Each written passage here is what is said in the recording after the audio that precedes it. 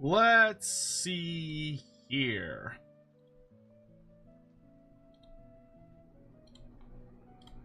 Hello, hello. If you can hear me, please. Hello, hello. Oh, that's me. Please indicate as such. I would appreciate it. We'll chat and hang out for a bit before we hop into the game. Because I haven't seen y'all in like forever. I haven't streamed in I don't know how long now. Like, oh my good lord. It's been a minute. Andrew, you're not slick, son. Hold on, let me take care of one thing real quick. 37159. 37159. Another wretched foul lizard thing joins the Red Host. Cursed Sotek spawn. Almost 4 years. Also, if a Saurian could join a Space Marine chapter, which would he? If a what? If a Saurian could join a Space Marine chapter, what would he? Probably the Salamanders. Just based on like theming. Maybe the Black Dragons. I don't know. I don't know enough about the various like smaller chapters. I don't know if any of the chapters really jump out at me as like, oh, these are very Lizardman themed. Because what you'd be aiming for, you would be aiming for a chapter that ultimately stands to resist chaos no matter what. Like that's their number one priority, is resisting chaos.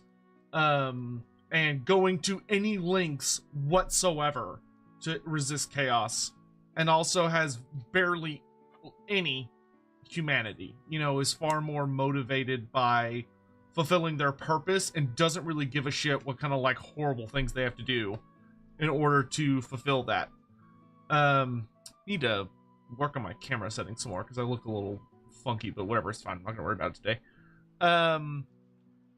Hello though, it's good to see you all. Yeah, I wanted, before we like really jumped into things, I just kind of wanted to chill for a little bit, just to catch up and chat for a minute before we hop into some more Total War. I'm debating ordering some food. No, my headphone actually isn't. So the thing is that the problem with my studio, one of the things that's really bothering me about it, but the problem with this room is that when I initially set it up, I didn't do a very good job of foresight, because this room's very like, it's very long that way. So this room goes way further back than this, like super far back. And it's not a super wide room. So like, it's maybe, I don't know, 12 feet, 10 feet, somewhere in that ballpark. So this is a 6-foot desk, and you could probably fit two side by side. No, is this a 6-foot desk? No, it's not. This is more like a, whatever, it doesn't matter. But I want to say it's like 10 feet. But anyway, so I'm against the wall, right? So the wall is right there. And because the wall is right there, and the corners of the room are over, you know, these two directions, there's no natural lights in front of me. All the lights are behind me. So I have to use fairly bright lights in order to make the blue screen work correctly, and you know, make it where y'all can see me. But the problem is that because the lights are so fucking bright, I have color correction on, which is making it where my face and my everything about me is not like, what did I spill on my shirt? Like super bright, because if it's normal, my face becomes very, very bright, like blindingly so. So I decided it was better to have my light not blinding, but the downside is that it makes it where really dark things like my hair, which is like a darker brown, and my headset, which is black, become, see-through because of the way that I shifted color stuff around. So I just need to work on it. But one of my plans for this fall, so probably in about a month, because I want to wait for it to really cool off. I want it to be like 70 something degrees outside so I can have all the windows open and make it really nice in here. One of my big plans for the end of this year is to completely rearrange this office, because I want to move my setup. I want to move everything into the center of the room so that I can have like a U-shaped desk.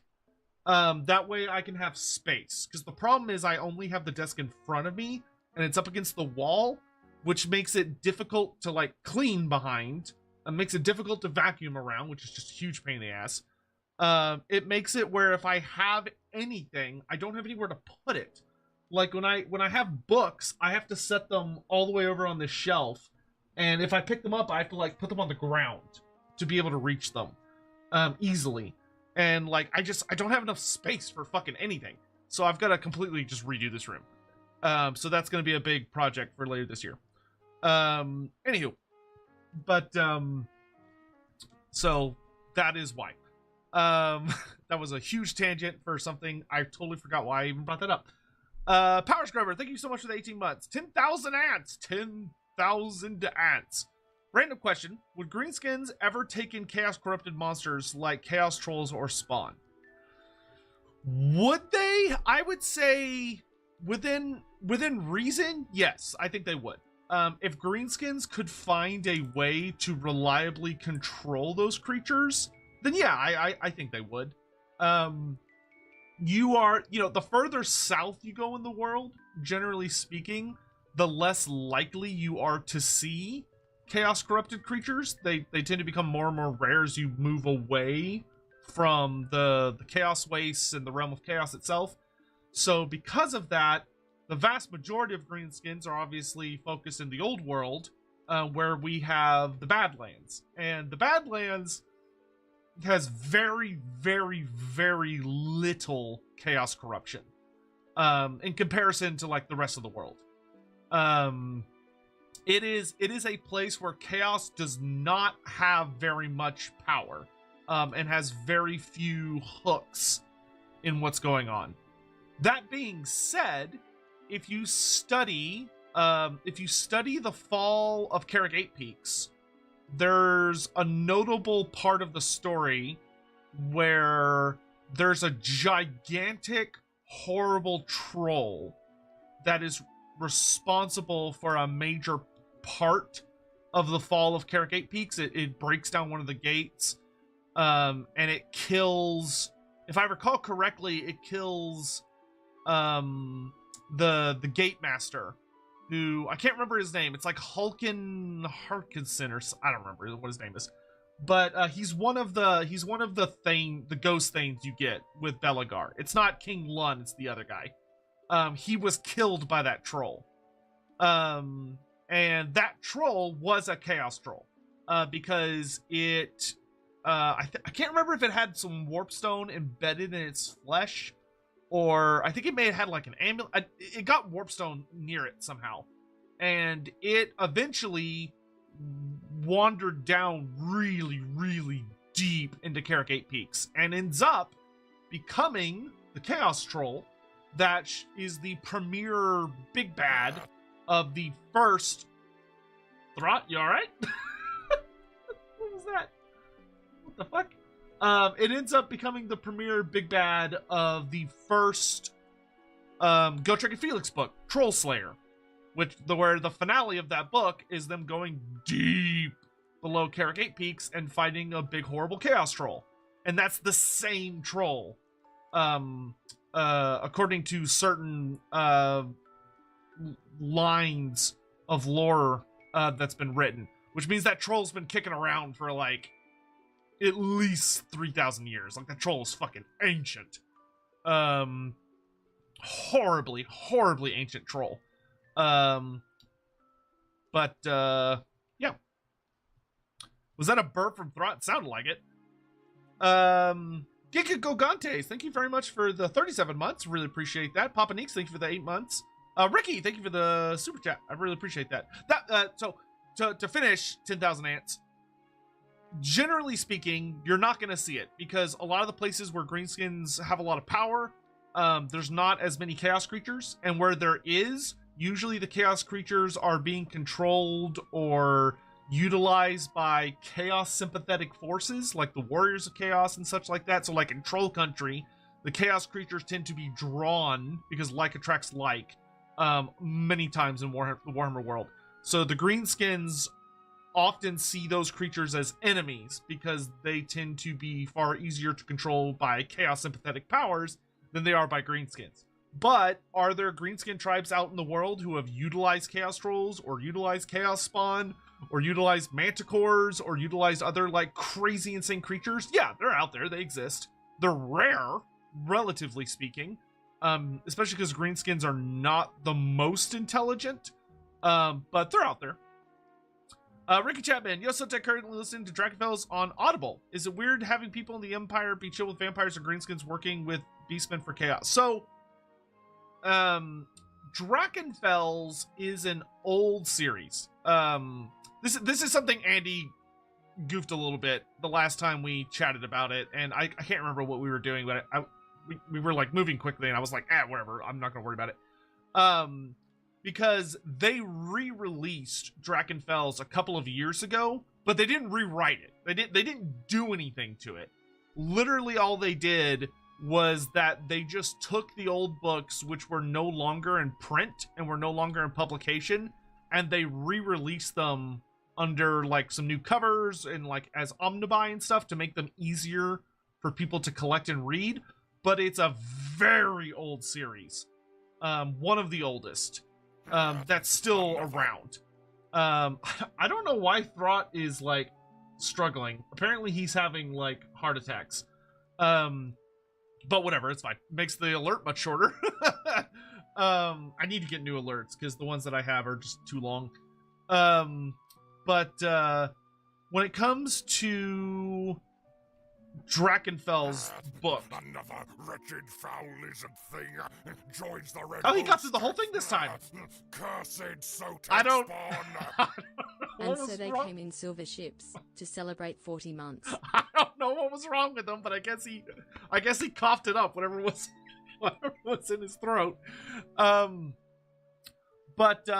So is it weird to have people in the Empire be chill with vampires and greenskins working with beastmen for chaos? Yes, that is weird. That is weird the vast majority of the time. Dragonfells overall is a canonical story that happens, but a lot of the specifics are very bizarre. So, you know, my general rule of thumb is take it all with hefty amounts of salt. But what's going on with Lorebeards? Great question. So for those unaware, Andy has been very ill. Andy has unfortunately been very, very ill the last 2 weeks. And obviously, without Andy, we're not going to do Lorebeards because that would be dumb and boring. So we've been waiting for him to get better. I am hoping that he's the last time. So I haven't had a chance to really. I talked to him very briefly last week, and he was not doing well. So hopefully he'll start feeling better soon. If not, hopefully they'll get him in to see somebody ASAP. But basically he's just quite sick.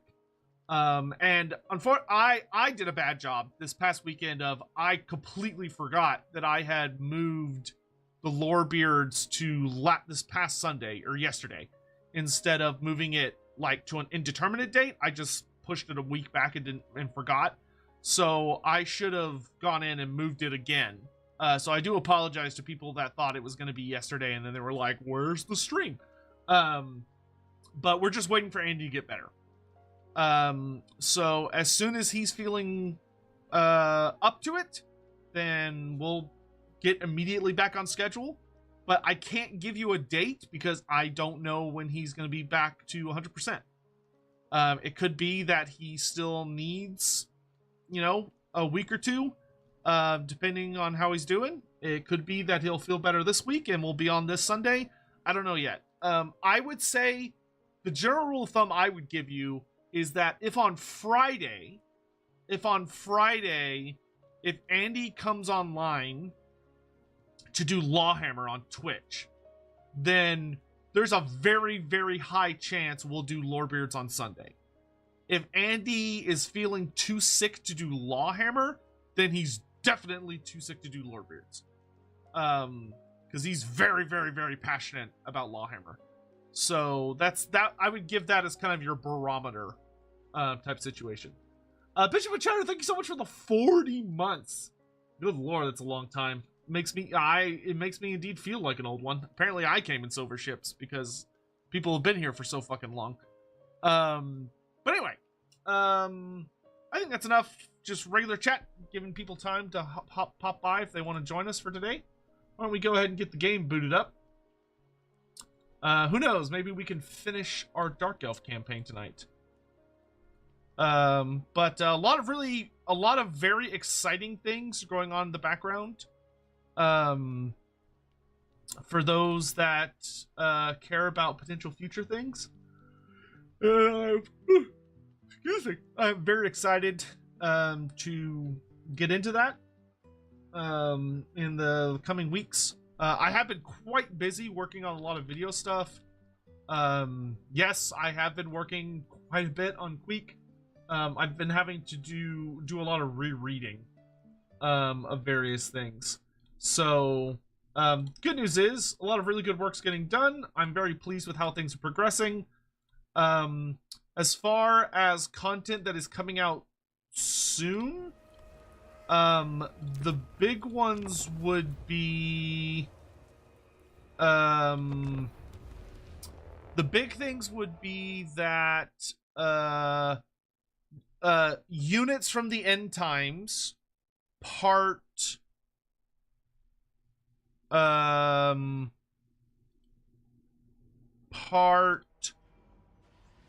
for End Times 4, which is Thankful, or End Times Thankful, which is part 4.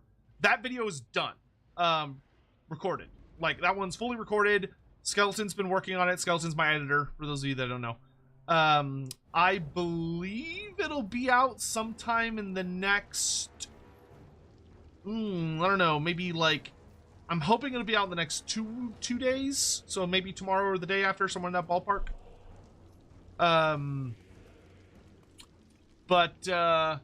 So that's coming out soon. That one's long. That one's over an hour. Because there's so many variants. Like, good God, there's so many variants. From End Times Thankful. Because there's 4 kinds of Vermin Lords. There's 6 different kinds of Storm Fiends. And then you've got Thankful and Screech Vermin King. So there's a lot to talk about in the video. Because for those videos, I like to really sit down and talk about, like, what those things are. Like, what's the history behind them? Where did they come from? What were their rules? So there's so much we have to go over in that video. But should be a good time. I'm wondering if I should order food, but I'll think about it for a bit. I also need to...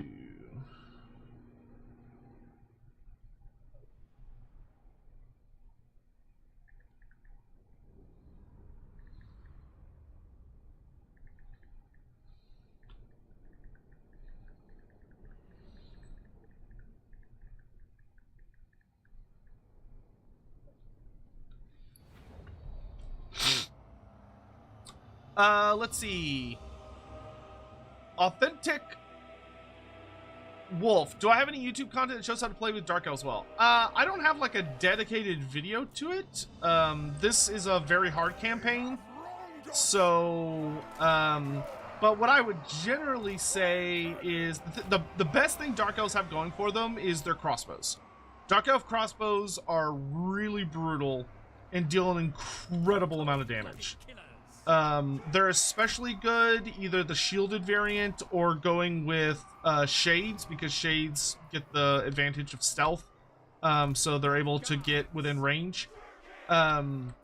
Generally speaking, with Dark Elves, you also have really powerful wizard characters, which can be really good. Medusa are really powerful. Their shooting attack is really nasty. Oh, I have a Blood Wreck Shrine. That's nice. I haven't played this campaign in like 2 weeks, so I'm trying to remember everything. Like, I remember we're invading Ulthuan, and that the High Elves are sending, like, everything out to try and fight us. And that we've been working on a lot of specialist armies to counter them. But, anywho, the biggest thing I would say is I would work on practicing having overlapping layers of your crossbows so that your crossbows are guarding one another. So if one of them gets engaged by the enemy, the others can turn to shoot that enemy. And also work on protecting your units with your dread spears. That's honestly the best technique to learn to get good at Dark Elves. And then from there, adding more tools to your toolkit where applicable. Catch Slaughter, I'm researching some dragon stuff for my players in Wolf Rep and drummed up some questions. What is the dragon song? Why are the dragons slumbering? Is it just global warming? How sentient are the different types of dragons? What is the Lord of Dragons Emmerich ability? How did Emmerich gain his dragon? Okay, so I'm gonna give you the really, really fucking short version of each of those.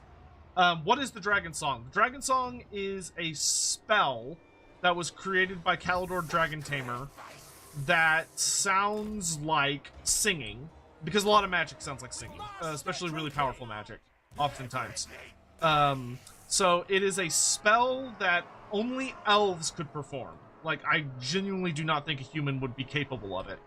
That an elf can perform, that if it's used the way it's intended to be used, as far as the high elves think, it can be used to form essentially a psychic bond with a dragon, which allows that elf to communicate with them, like, psychically, and also allows them to exchange thoughts and sensations, and be able to, like, you know, work together and react faster than they should be able to, and yada yada yada.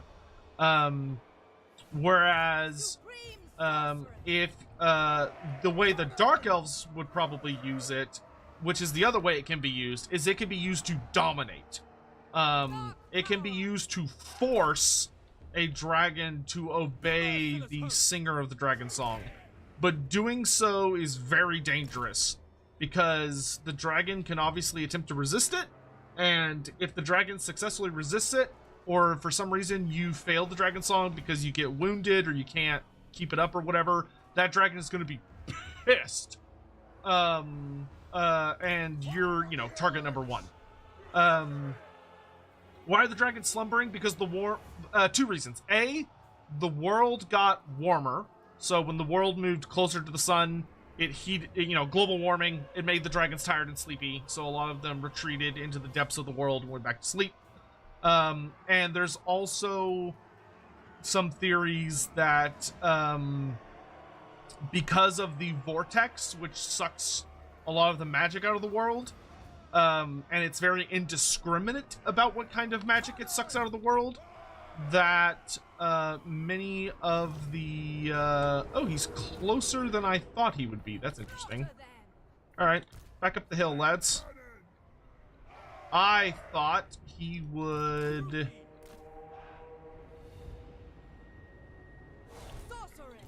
Everybody back up a bit, actually. Because I don't want to be fighting... I don't want to be fighting uphill. I want him to fight uphill. For anyone that's confused about why we have dwarf war machines, we're best buds with Grombrindal. He's our best friend. Cursed Sotek spawn. Let's debuff their melee attack.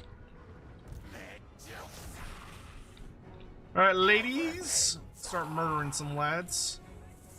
Let's pop a Malekith there. I don't know why you're running forward. A little faster, dwarfs. A little faster. Merciless warrior. Eager for battle. Okay, we're gonna throw down a Soul Blight to reduce their armor. They have a lot of cavalry. I'm not that worried though, because those guys are pretty nasty. Are those Pegasus Knights? That's not cool. Master Druki. Make yourselves useful. Get to work on those chariots. Barracks ready!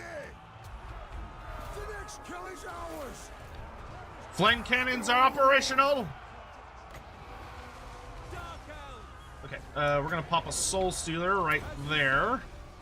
Merciless We're gonna drop a Doom Bolt here.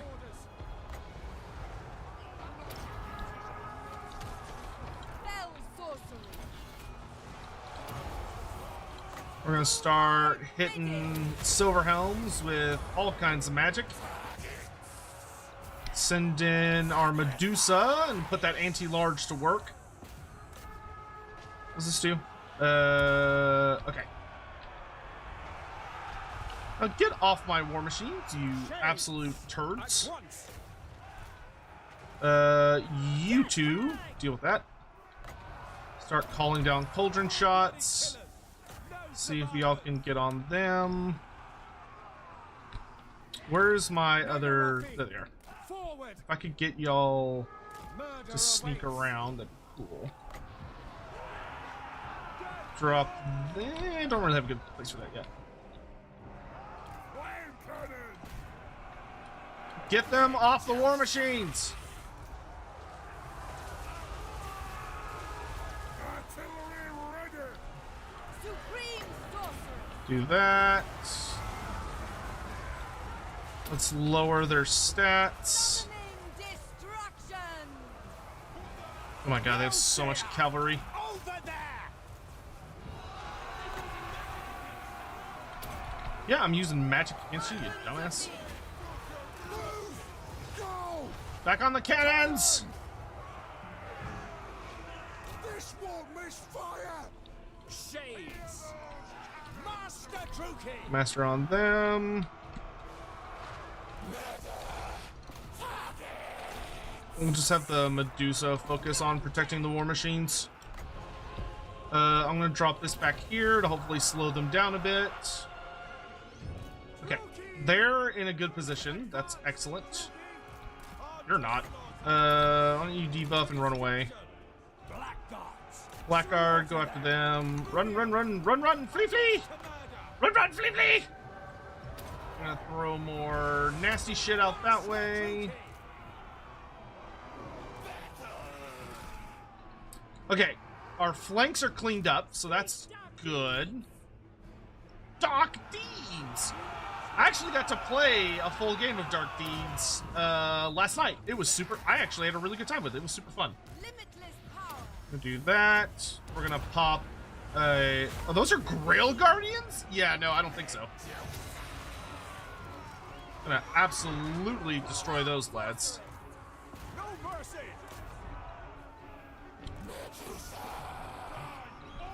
Okay. Eager for battle. Shades. Battle calls. Why don't you shoot that way? Kati, guide me. Die, weakling. Let's go this way. Let's debuff the Loremaster of Sotek. My bidding. Okay, they've left the Eagle Claw Bolt Throwers unguarded, so we can start We are ready. running them down. Let's bring our character squad this way. Send them here. Send you here. Let's drop a Doom Bolt on the archers. And then kill the Bolt Thrower. Summon some nasty shit out this way. Shades. See if I can have my shades pull back. I don't appreciate all these cavalry that are like coming back at me at like 0 health. Kill is ours! Not cool. Let's get you over here to buff my units. Blackguards. Blackguard. Let's get our business over here. Merciless warriors. Hack, cut. That looks like army losses to me. Supreme sorceress. Victory! Victory! Alright, and we're gonna do our best job to kill as many people as we can. Another wretched foul Pull off. joins the red host. Alright, we'll let our flame cannon and cannon do some mop up. Rookie sorceress. Shades. Oh, I can't shoot because the shades are in the way.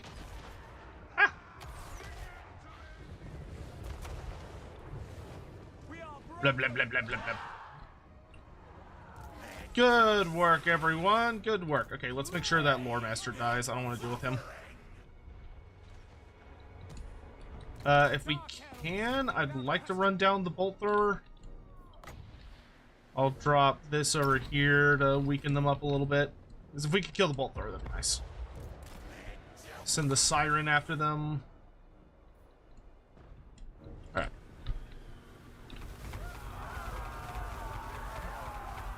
That was pretty good. They're gonna escape. That was pretty good. Okay. You know what? You can get the archers. That'll be good. Hugh, good to see you, dude. Buds Gaming, thanks so much for the gift sub. I really appreciate that. Thank you so much. You get used to it. Thank you for the 42 months. Good lord. Hope I'm feeling better. Oh, I'm feeling great, dude. I feel awesome. Yeah, I felt like shit for a few days. I got a bunch of vaccines. So I got my flu shot and I got my COVID shot. But I was a little overly ambitious and I got them on the same day. I just got one in each arm and I was like, I'll be fine. Spoiler, I felt like shit for about 24 hours. Not too long after that. Because my muscle aches had muscle aches. I was just like, oh, I'm too weak. Someone, please.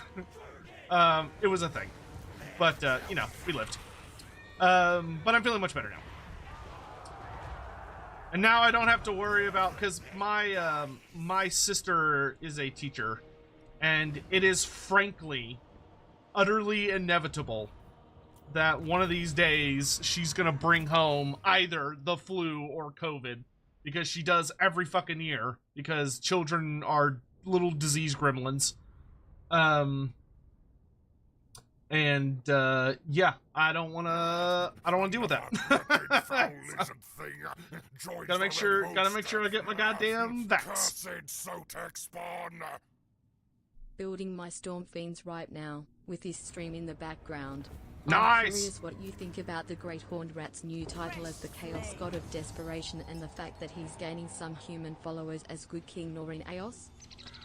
So, okay. Oh, I actually realized I forgot to finish answering Kesh Slaughter's question. How sentient are different types of dragons? All dragons are very sentient. All dragons. Not all dragons particularly care about, like, demonstrating their sentience. You know, many of them don't give a damn about, like, oh, we need to show off how cool we are. Or like, look how smart we are and all that shit. Like, a lot of them are, they view humans and elves and all that stuff as significantly beneath them. And why should I care about these ants, these insects that are daring to bother me? Like, that is clearly not a me problem. That is a, they need to shut up and get out of my way problem. But all dragons are very, very intelligent and very sentient. Some dragons, the older they are, the more intelligent and more terrifying they are. Some dragons are outright horrifying in their extreme intellect and power. So it just depends. But in answer to the last bit, what is the Lord of Dragons Emmerich ability? Emmerich as the Lord of Dragons is a Master of Dragons song, and he has the blood of Kaldor running through him, and he also is a prince of Kaldor, and he's really good at understanding dragons.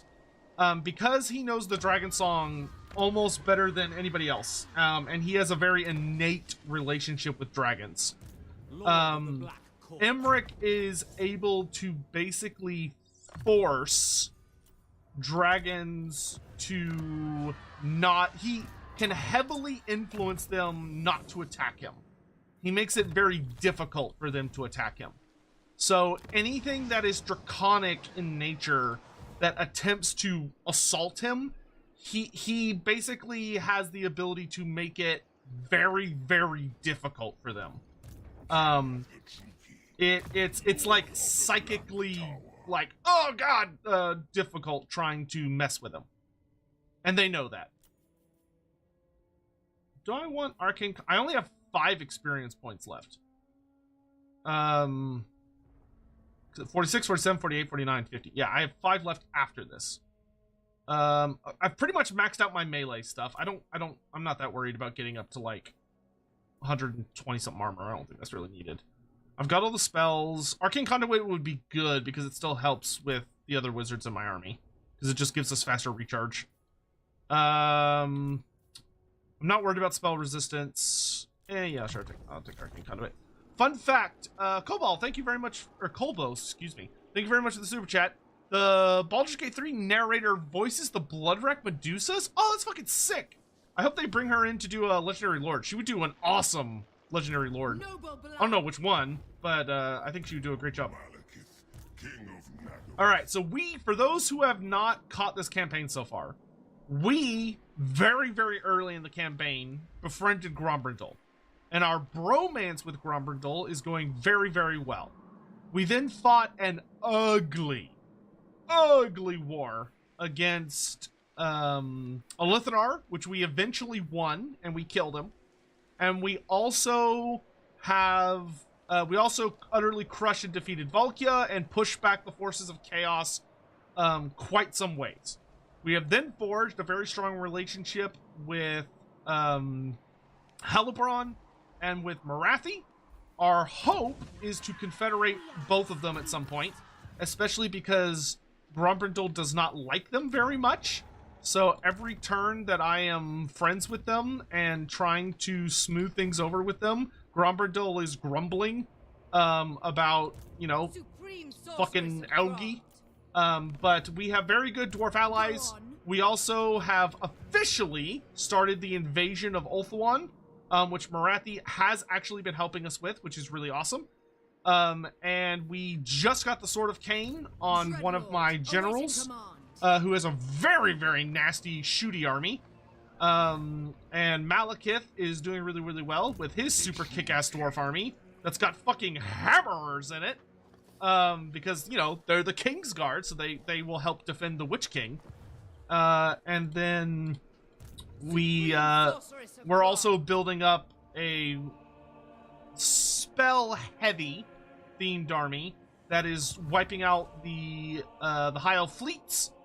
I've got my big old Black Mark that's now able to much more safely approach the island after dealing with the High Elf fleet was not fun. But I think we have fully crushed it. I believe. I hope. Venom Sword. Ooh, Venom Sword on her is actually really good, because that would give her poison attacks, which is like excellent on a Wizard Lord because it allows her to do debuffs. Can't go wrong with Tormentor Sword though. Let's slap the Tormentor Sword on the Assassin. We can put the Berserker Sword on her. Do I have any ancillaries? No, I don't. Alright, but yeah, so now you're pretty much caught up. Can't wait to see what they do in Hash and AO and Sigmar. I think that'd be super cool. Also, Green Fire, Storm Fiends, awesome, cool. What do I think of the Greyhorn Rat's new title is the Chaos God of Desperation? That's interesting. I haven't actually read 4th edition yet. I need to. I haven't gotten around to it yet because I've just been busy with other stuff. But that is, to me, very interesting. I think there's some pretty good potential in that. I don't hate it, though I would definitely want to like sit down and read it for myself. What now? The idea of human followers of the Great Horned Rat, that's not new. The Horned Rat has had human followers for frickin' ever. That is a long established trope. In fact, I mean, you can even find them. There's actually an event you can get in Total War Warhammer. The you know the new locations they added, the like locations of interest. If you get you can get like Skaven sewers or something sewers, and what it actually is, the sewer event, it revolves around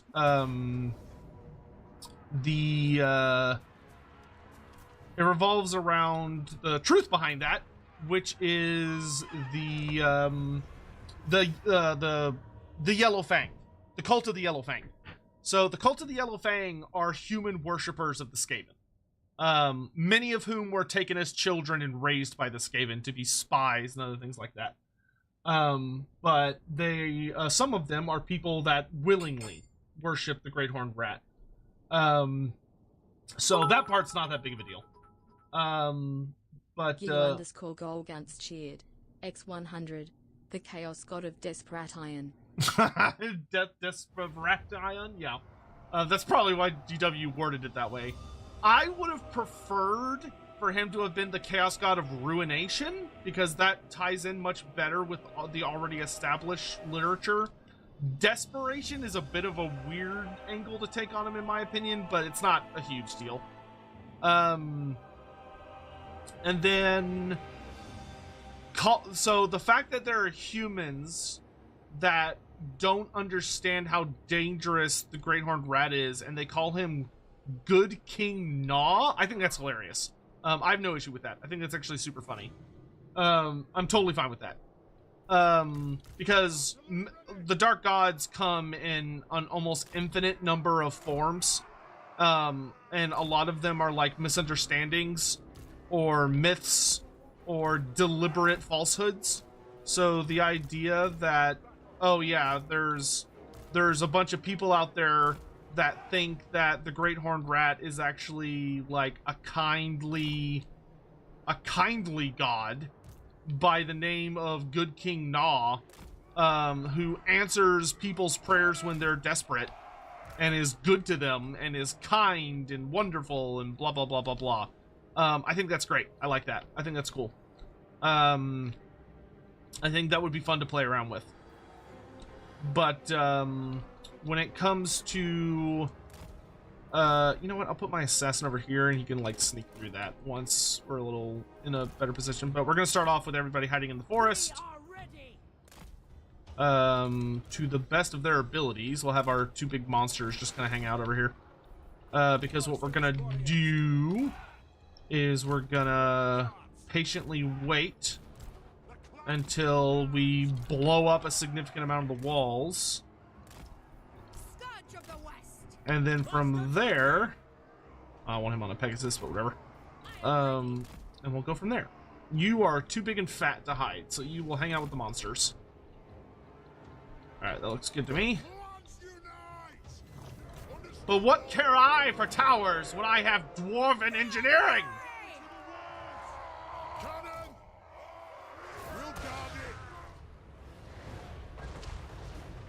Delicious. Oh, the towers are damaged already, too. I've been busy. Jeff Brondax, thank you for the kind words. Appreciate that. Style. Hey, Sotek, how's it been going? I've been playing some modded dwarfs. I recommend you try playing Tall with the Dwarf Caravans mod. That goes in the book. How dare you make this about height? That's going in the book. That's going in the book, you absolute bastard. Yeah, I'll take a look at that. Dwarf caravans traveling the world. That's an interesting thought. Not generally their MO, but could make for some fun roleplay. Hurry up. Take that tower down. There we go. Alright, I want to take one more tower down, and then we'll be good to begin harassment. We can send in the character squad to start messing with people. Love how damaged all the walls already are. It makes my life a lot easier. Sorceress of Grond. Bolt throwers? That's cute. No, not you. Purveyor of cruelty. Oh, if I could kill the dragons, that would be great. All powerful. Lamentation of despair! Destruction awaits. Ooh! Dreadlord. Now behold, the sword of Cain! Picardie. Oh, they just walked right past me. Outcry and aha. Here, how about y'all slow the fuck down for a minute? Battle Ha. calls. Dark Oh, they're just sorceress. ignoring me. Quick. Tormentor sword! Orion. Yeah, you ain't going nowhere, big boys. Toast the target. Cannon, shoot the dragons. Grudge thrower, blow up the walls. Sorceress of Grond. Yeah, you ain't. Yeah, no, you're going nowhere. Don't do it. Dreadlord. Get him. Sister of the Dark Covenant. Make sure he does not return. Sorceress of Grond. Druki Ah! Tyrant. Okay, we managed to stop it before it breathed too much fire. Okay, Scourge Runner Chariot's in range. They're sending out the Eagle, but I don't really care. Eager for blood. She should be able to catch and kill that without too much issue. Dreadlord. Yes. Okay, I'm gonna deal with this now. Dark shards, fall back. Dreadlord. Chariot. Scourge Runner Chariot, y'all have my permission to pursue the dragon. I'm fine with that. Sorceress. Pop another one of those. Just watch out for the towers. I am destruction. Druki. None here can resist the power of Kayla Mencha Kane. Chariot. Yeah, okay, he's already gone. Sword. Daughter of Nagaroth. Yeah, that tower's gotta go. Oh, good, the eagle's dead. Sorceress of Grond. How hard can I hit this tower? Not that hard. Black of Heart. That's fine though. She'll take it down relatively quick. I don't want that thing shooting at me. For the cannons on guard. All right, open up those walls, boys. Let's give ourselves plenty of entryways.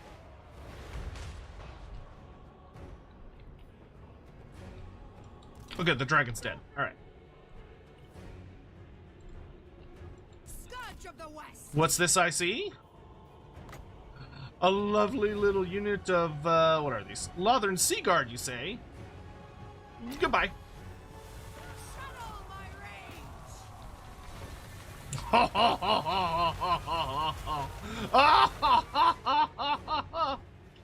Anyway.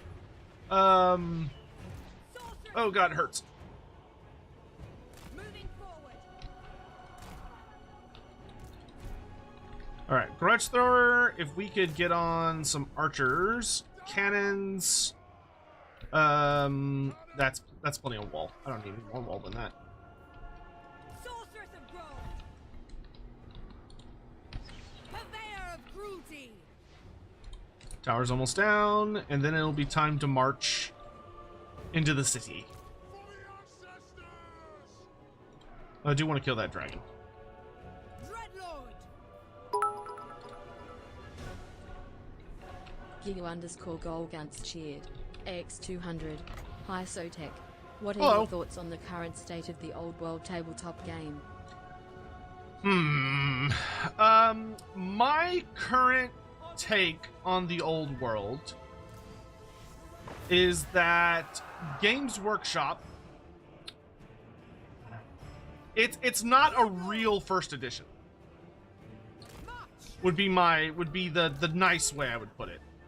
To me, it feels very much like Games Workshop has grossly underestimated how popular the game was going to be, and they came to a decision of the way they wanted to handle the first edition was to basically make it a prequel edition where they essentially just re-released all of the old kits they had that were relevant to the game as a significant amount of nostalgia bait.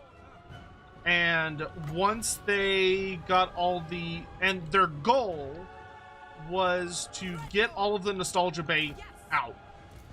And once they had done that, they would then move on to... then their goal would be to move on to the next stage, which would be to actually start releasing full armies, full army books, new factions. Which means that second edition will, in reality, be the, like, genuine, true first edition of the game in regards to what we were all hoping and expecting, in my opinion. I don't know if that's 100% true, but that's what I'm thinking is their kind of logic behind what they're doing. Which I wish they had not done it that way, because I think it kind of leaves a bad taste in a lot of people's mouths. Because here's the thing, I can tell y'all for a fact, right? A fact. It's not a rumor. This is like full-on fact of that. The original plan for the old world had all of the original races as fully released playable factions. Like the whole bullshit with the legacy races thing, that was something that was added very, very late in the process of making the old world. That was something that basically came up very last minute due to some bullshit between the Age of Sigmar team and the old world team getting into like little shit fights. And because Games Workshop has what I consider to be an extremely unprofessional and poorly designed set of systems, where they very much actively encourage their various studios to like fight with one another and to compete, which I think makes for a really toxic environment, but that's just how they apparently like it. Oh, I need to get out of here. So with that all in mind, I am hoping that second edition will end up being what the OG plan for the old world was really wanting to be, with like significantly more factions and playable races and actually, you know, new models and new sculpts, and be actually supported. That'd be cool, because right now it's kind of weird and a bit of a mess, and I'm not a huge fan. Like, I don't know, I haven't played a lot of it. I'm kind of waiting for them to treat the game, in my opinion, fairly, because right now I just don't like the way they're handling it. Which is why I haven't been doing a whole lot with it. Like, I've bought some minis here and there as like cool stuff comes out, and I'm like, oh, I kind of want that, or I kind of want that. But for the most part, I haven't worried that much about it. Because I'm not a huge fan of how they're like handling it, what the scope is and all that stuff. Just my opinion. You don't have to agree with it, but that's currently how I feel about it. I'm very excited to see where it's gonna go, but I'm not 100% thrilled at many of the decisions that the studio has made. Dealers in death, kill everything. Dreadlord, destroy. All right, into the city.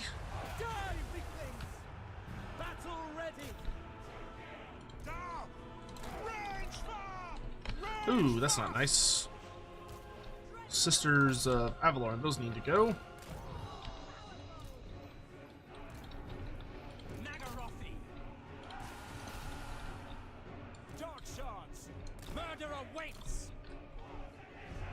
Our war machines are here.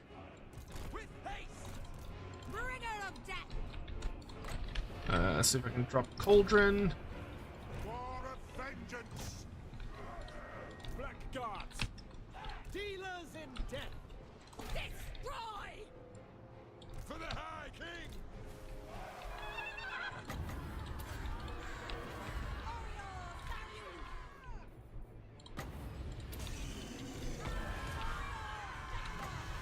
Goodbye. Heed me!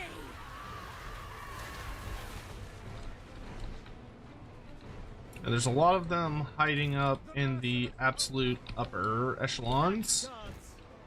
It's gonna take us a hot minute to get up there. Dark shards! Advancing! Let hatred fly! Torment! I need to make sure they die. We're gonna drop some more stuff on all these archers and shit. I should have dropped it up here. Eager for blood! Summon some manticores. Warrior! Warrior! Put those dwarven legs! Die, weaklings! Master Droopy!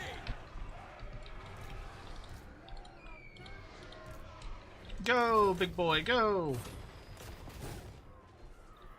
Send our general after the Lothan Sea Guard. Mystery upon mystery! We took that. Let's take that bolt thrower offline. Death hag! So, Death Hag, you chase that.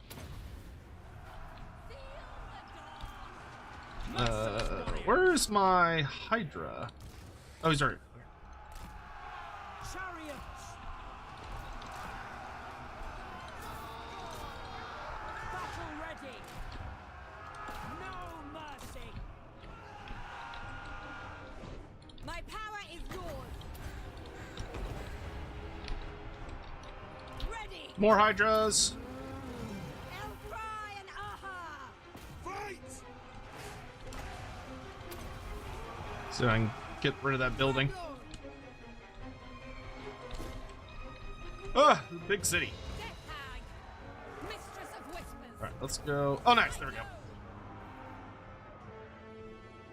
Fucking high elves. Another Really need healing on my witch, or my sorceress. host. But, okay. Cursed Torrenlek is ours! spawn. Reading from David Gimmer while listening to Sotek. Not a bad Tuesday, Arvo. Not too bad, Super Ego. Not too bad. Hope you're having a great day, my dude. Thanks so much for coming by. Thank you very much also for the 34 months. Really appreciate that. Warzag's Morky Mischief. Thank you for the super chat. Where would I place Grombrindal in fantasy fighter tier? Do you think he's one of the greatest warriors or is more average? Grombrindal? No, he's top tier. Grombrindal is absolutely top tier. Man the walls! Ah, Nagaryth is Dreadlord, awaiting ours. command. That feels so good, dude. Nagaryth is finally back in proper hands.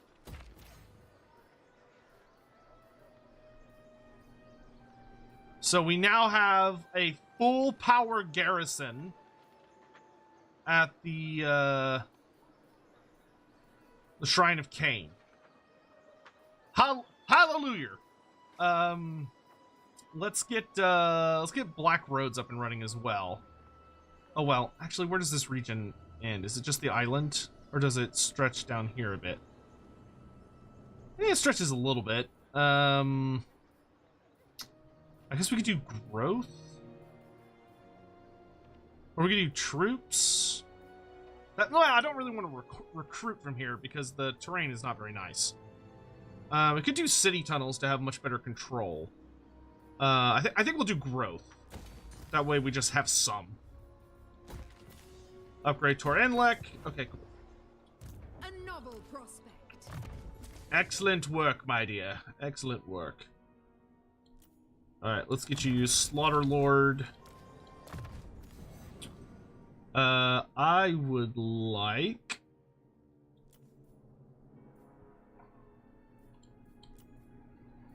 Let's get Amber Spear just so I have it. You're 12 now. Let me go ahead and pick up Hawkeyed. pick up final point training. You can pick up a point into Wild-Eyed. Dark Lord. But hey, look at that. We've got our fingers sunk into Supreme Sorceress. Ulthuan, really and truly. It's a good feeling. These aren't going to be available anytime soon. Let's go ahead and pop this. Just to max out our control, so as we're conquering, things are doing great. You know, Grombrindal, Supreme Sorceress. just the artifacts that Grombrindal wields make him absolutely fucking bonkers. Like, he is legit ridiculous. Worthless creatures. Ooh, Tome of Furion. That's really nice. Let's see. Let's get... yeah, that's fine. I'll take a few. I don't really like the spell passive for Shadows too early. Like, oh, you move faster. What do you fucking do? May their death be slow. There we go. Who seeks me? The seas have been purified of gross high elves. Those nasty, nasty boys and ladies. Go ahead and give me missile resistance. I'm gonna need that. Forbidden magic. And then why don't you use this new money we got to top off your army? So we've got a pretty good mix of critters representing a very themed faction of I could get more dwarfs though. Rebels. So why don't we go ashore down here? Prepare yourselves. Yes, good.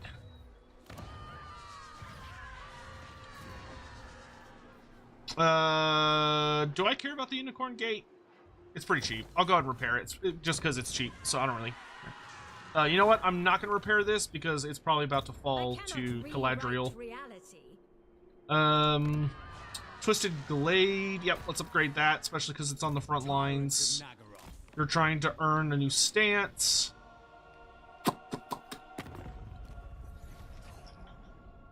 Ooh, the 1,000 Maws. Hello. I should put a collar around your neck and saddle upon your back. Stop! Don't talk sexy to me. It's not appropriate for stream. I want to confederate all these little pills, but they just won't let me. Let's see. Things are going well.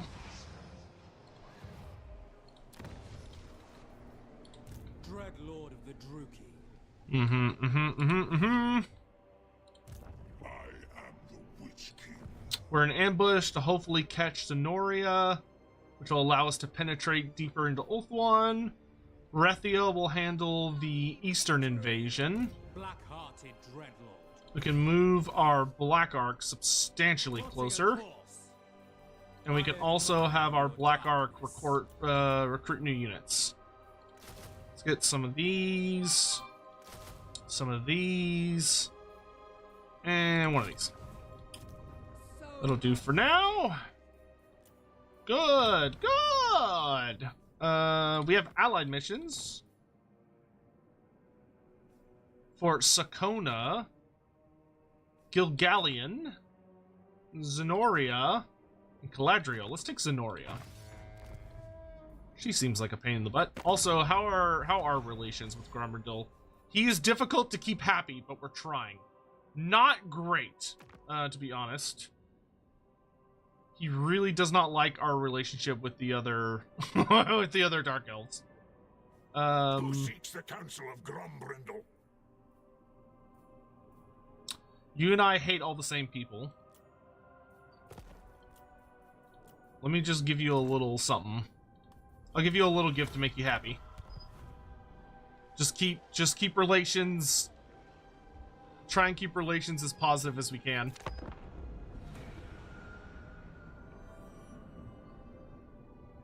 I'm getting more and more tempted to start betraying Dark Elves in exchange for because I'm more interested in making Grombrindal happy. Hey, Kai-Udai, how you doing? Super Ego, by the way, thank you very much for 34 months. I really appreciate it. Colbo, thank you very much for the super chat. The biggest reason why the world needs a Warhammer Fantasy CRPG akin to Rogue Trader, the ability to romance a Druchii elite. Yeah, romancing a Dark Elf would be pretty spicy. Oh, he didn't attack the Unicorn Gate. Interesting. Yeah, let's go ahead and rush it. So it's got much better defenses now. Oh, he's gonna regret that. My powers are yours.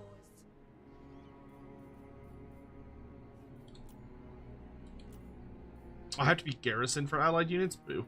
No rest. I will. You take the fight on. Malekith is going to strike the Phoenix Gate. But we're going to pull in reinforcements from Alyssa and her Sword of Cain. Power awaits.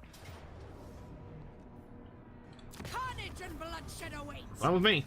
I need them. That's a lot of slaves. That's a lot of money. It's not a lot of money. It's a decent amount. I'll take the slaves. Ooh, the Black Dragon Egg. Nice.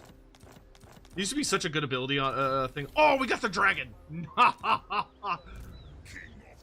that's perfect. We got the Black Dragon Egg just in time for the. Oh, I kind of wigged it out a little bit, huh? Sure, I'll sack it, and then I'll take it. The Phoenix Gate has fallen! Yep, I'll take more points into Slaughter Lord. For you, I think you're pretty much maxed out. I'll take a point in Mentor and Wound. For our Master, let's grab Stimulate Growth. For our Hag, we'll take Augury. You demand to see the dog? I would love to meet your request, but she is asleep on my bed in the other room. And I don't want to wake her up because that's mean. I don't want to bother her. She's sleeping. She's sleeping.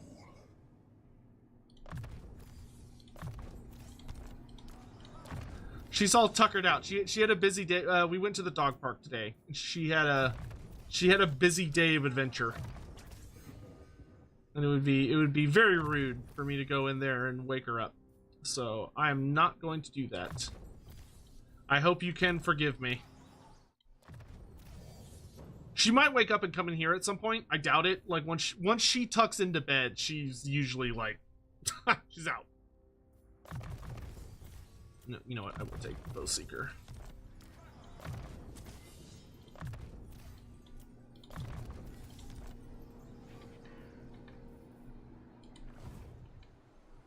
Untouchable, undefeatable, merciless one. Okay, I don't want you to be too crazy. So just kind of chill out there. Oh, Malekith has an empty slot in his army. Interesting. Why do I have an empty slot? I could get a fancier dwarf unit, but I kind of like what I have. I could get a big monster. A monster would be nice. Yeah, give me a Hydra. It's fine. I'll take a Hydra. Sorceress.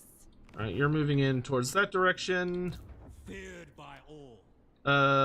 None of my other armies are getting allied units, so why don't you pick up... Can I get Slayer Pirates on my Black Ark? Yeah! Slayer Pirates on the Black Ark! Hell yeah! It's perfect! Shit writes itself, right? We're gonna upgrade Toranlik so that I can get Marble, which reduces the cost of construction. So actually, if I redo this, it'll be cheaper than they were. Gotta save money where you can. Advancing. In this economy, we gotta save money where possible. Oh, we can upgrade Hag Grape to tier 5. Oh, yes, good.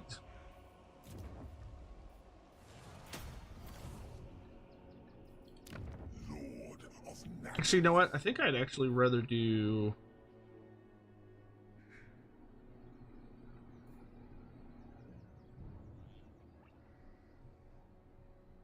do sacrifices for Cain, actually.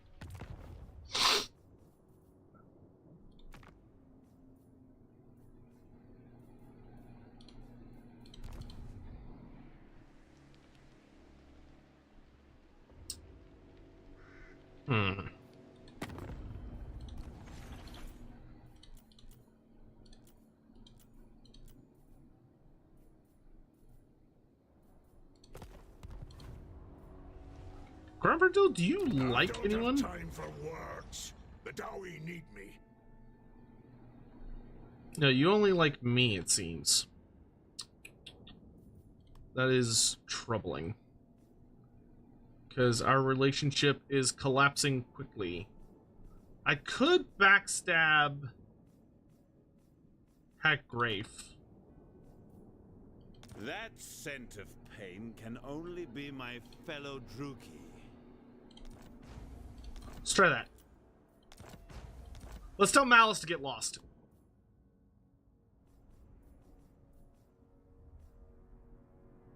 He liked that a little bit.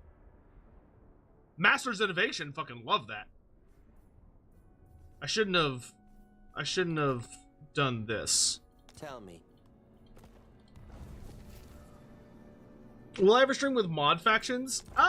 Maybe at some point. Right now, my kind of like slow approach goal is to my goal at the moment is to get all the Steam achievements, which I still have a number to do.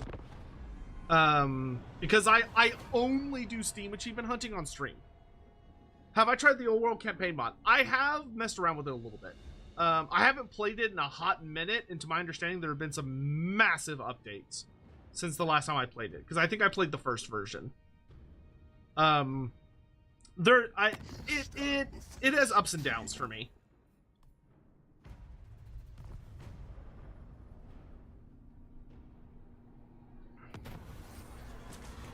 Satchel of Potions is super good, actually. Yeah, give me that. It just gives you like a shitload of healing. Cruel Dreadlord. Watch and wait. Move, you maggots! Okay, you can be an ambush stance. Master of cruelty. Yeah, because that we can put on her. I really like Rod of Briars on her, though. But, I mean, if she's going to be running this item, she kind of needs to have that. You know what? No, we'll put it on our... Warrior. Obviously, we have to put it on the Cain chick. Black Dragon Egg, that's really good on Assassin. I really like that on Assassins. Hateful bidding. Here you go, Assassin. That's a classic in tabletop, was taking a Black Dragon Egg on an Assassin, because then it let them get essentially like a breath attack, which was super fun. Combine those, we get the Sword of Antiheroes. Not great. Okay. Speak. You know what? I don't think the Rod of Briars is worth not having the healing thing, though. We could put the Rod of Briars on the Master. Nagaroth nobility. That's fine. Yeah, that works. And then you have the Forbidden Rod as well. You don't have a casting item, so let's give you the Tome of Furion. Tome of Furion's awesome. Lord of the Black. Why don't you also take Tyrant of Nagaroth. Lord of Fear. Why don't you upgrade the Sword of Antiheroes? I approve of She can take the Wand of Jet. Don't really care for the Trickster Shard. Oh, we did get some new ancillaries, which is cool. Dreadlord of the Druki. Alright, that works. Who's my favorite dwarf in the lore? Probably Thorgrim. Yes. I absolutely adore Thorgrim Grudgebearer. He's such a kick-ass character that has a lot of really fun dynamics to his story, and he's just awesome. Like, what's not to love about him, you know? Let's just regular Octopi. Looks like Bellicor is actually making himself useful, which is a nice thing. Chosen of Hecate. Ooh. Revered or aristocratic for our wizard lord? What do you think, chat? Do we do revered or aristocratic for our lord? Our hero can get Worm Scale, which is armor, speed, and melee defense, or Drake Cleaver, which is another 30 bonus large. I'll take the defensive buff, because his job is mainly to protect the wizard. Bound by contract. Replenish troops. So we could get the faction-wide buff or the army-wide buff. We have not done an aristocratic character yet. So she could be the first. Unparalleled. Now that you're in a settlement, I can get you new dwarf units. Oh, but I can only afford like one. Oh, gyro bomber would be fucking sick. Oh, I want a gyro bomber. I want a gyro bomber so bad. Yeah, I guess I'll wait for a gyro bomber. Serious. We need a garrison. And then get rid of both these buildings because they're terrible. Okay. Marathi's invasion is going well. I just need... Okay, we're so close. We're so very close. The biggest thing is I just need to blow up a bunch of new places. Yes. Here, you just wiggle around a little bit. Aristocratic? Okay. Yeah, I think aristocratic looks okay. Sure, let's do that. Barbed Lash, which is control and money. That's not that great. Dark Martial is reduced upkeep for all dark shards. Ooh. Wow, these are both not that great, unfortunately. Though... considering that she's going to be farting around on Ulthuan a bunch, yeah, I'll take Barbed Flash. That's not great, but I will take it, because that's going to give me a lot more money from wherever she happens to be sitting.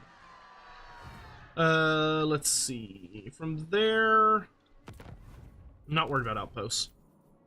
Did we kill the chick that Grombrindal wanted dead? Yes, we did. So, does he have a new mission for me? Your death will be remembered in another of my glorious sagas. Calm down, dude. Wish I had control of the Glacial Gardens so I could give it to him.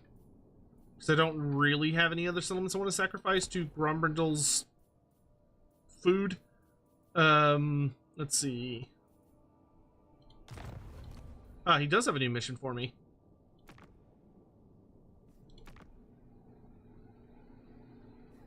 Give me... No, I can't pick Sakona. I can only pick Kalana or Rinda. But Rinda's worth more, so I'll take Rinda. Gotta keep the missions. Should Archaon be able to confederate Tarmakon? That one's a little tricky. I would say from a lore standpoint, no. Tarmakon would not kneel to Archaon.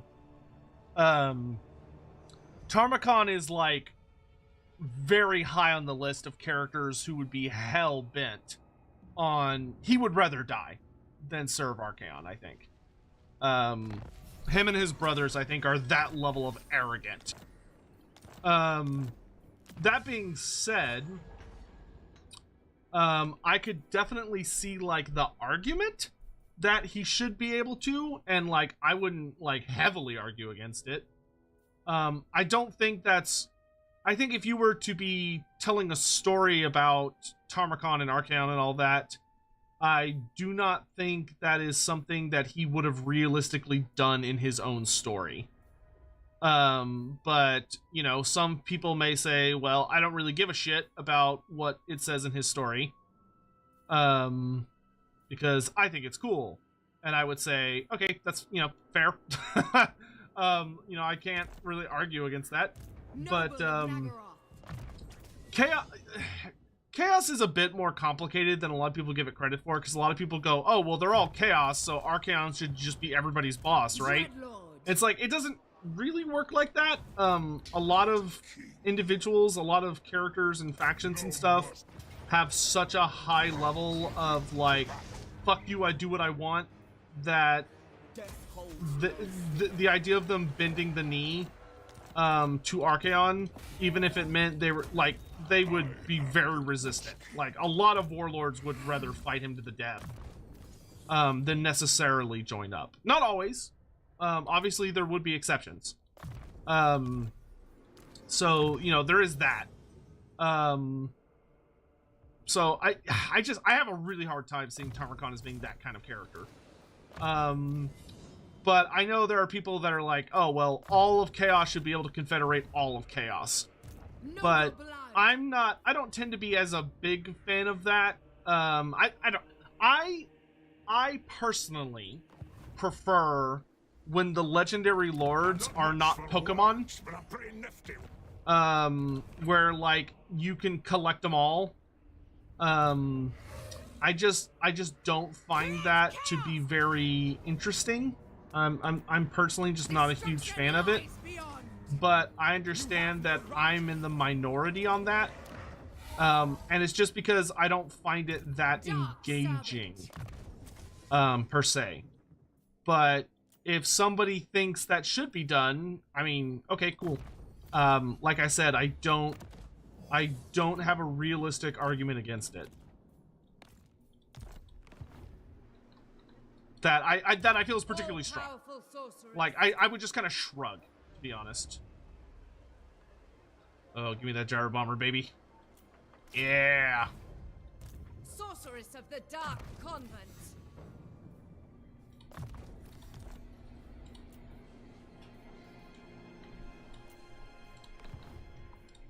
Dreadlord of Nagaroth. We have a deal. Okay, why don't you follow her? Because Marathi's already taken the other side of the island, so I don't need to worry about that.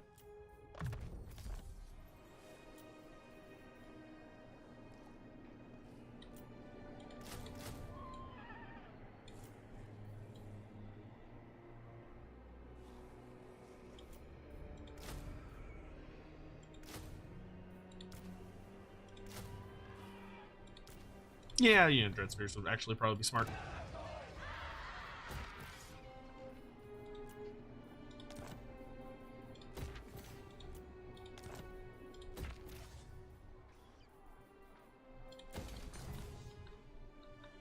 Alright, Torenlek's coming along well.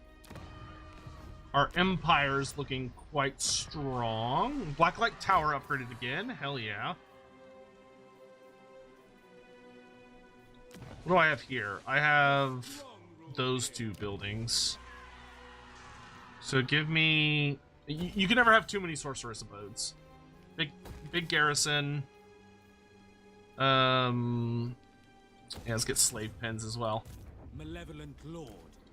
Good. We can grab... Yeah, you know what? I'll take that soul. If you insist. Yep, keep running around in place. I'll get him a big army soon. God,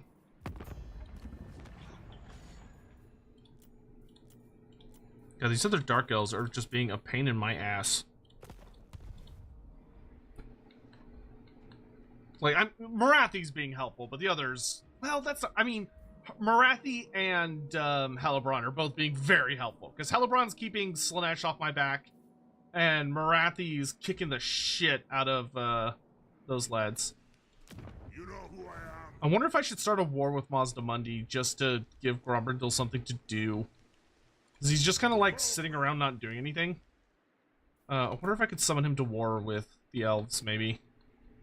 Like, tell him to, like, attack, like, Elisail, and maybe he'll get off his butt and head over there. Right now, he's not doing a whole lot.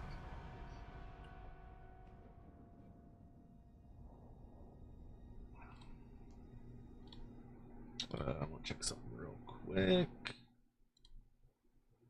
But, yeah, hopefully everyone's having a nice day, afternoon, or evening, wherever you may be in the world. God damn it. I always forget to...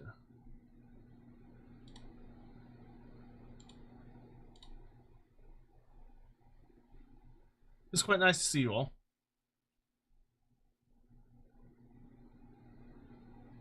Okay. Wolfric's starting to get a little antsy. Elven Civil War of the Beard. No, the dwarf are our allies. We don't call it the War of the Beard in these parts. We call it the War of Vengeance because we understand. We understand the dwarf perspective and how hard it was. And how they were betrayed by those vile High Elves. And how the High Elves are clearly oath breakers and liars and schemers of just the worst kinds. We understand. That's why we're here now. To help right that wrong. Because we're the good guys, chat. Obviously. Fight for me or die. Take it if you dare. I will allow this. Everything else is just propaganda. You can't... Those Ulthwani elves, dude, they are extremely good at twisting the narrative to try and make themselves seem all good and noble. But where they're out here making enemies and tearing the world apart, we're out here kicking the crap out of chaos and securing a better future. You know? Favored of the Witch King. We are the heirs of Anarion. Not those little cowards.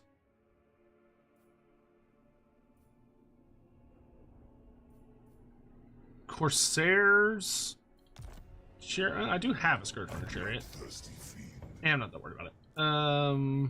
Bow Seeker, and give me missile resistance because I am up on a big old dragon now.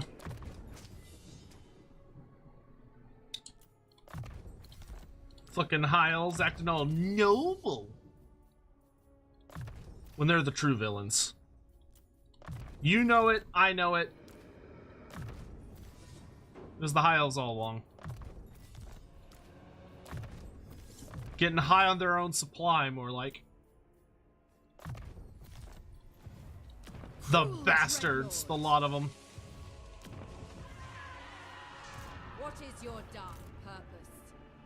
They deserve nothing but our scorn. For the wisdom of the lake. I'm not much for words, but I'm playing. More allied missions.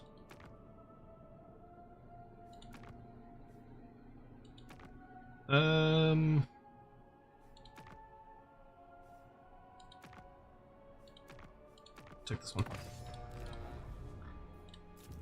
I wish allied missions came with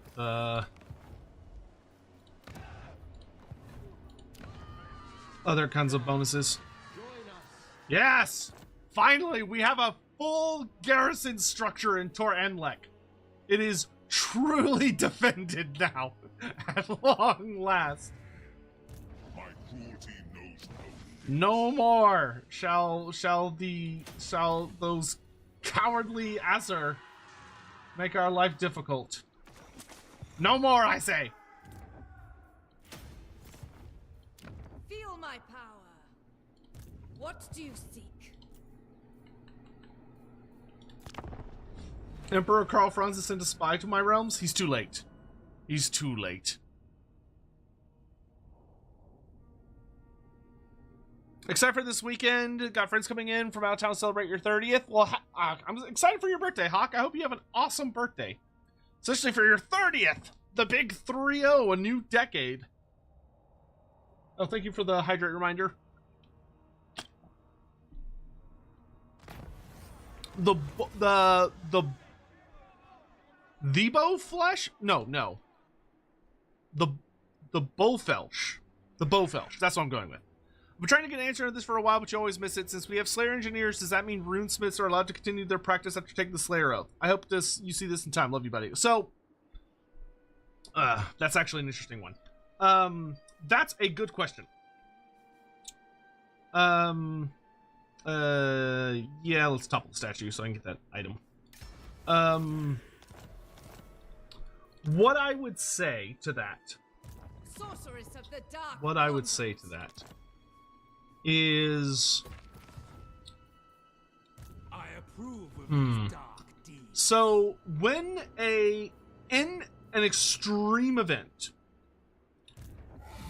where due to, you know, wild circumstances, a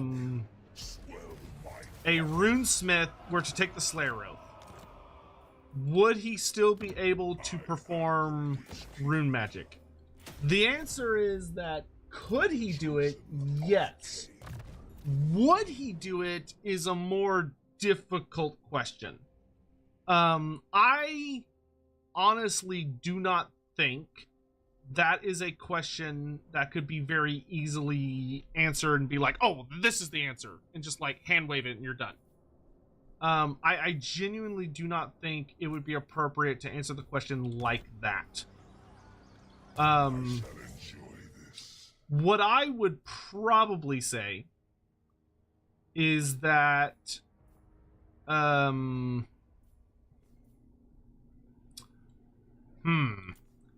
I would probably say that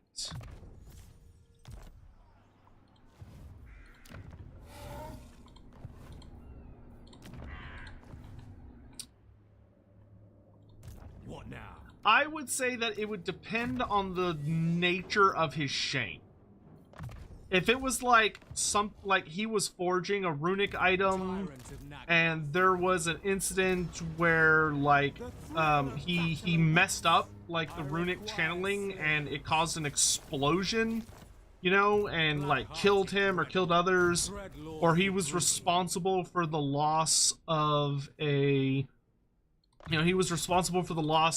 Anvil of Doom, or, you know, something along those lines, I would say it is very likely that he would not view himself as being worthy of ever again wielding a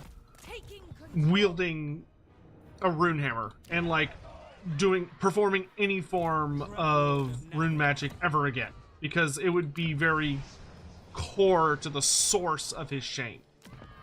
However, if it's not necessarily related to the core of his shame, I could see an argument being made that, oh no, he would, you know, there's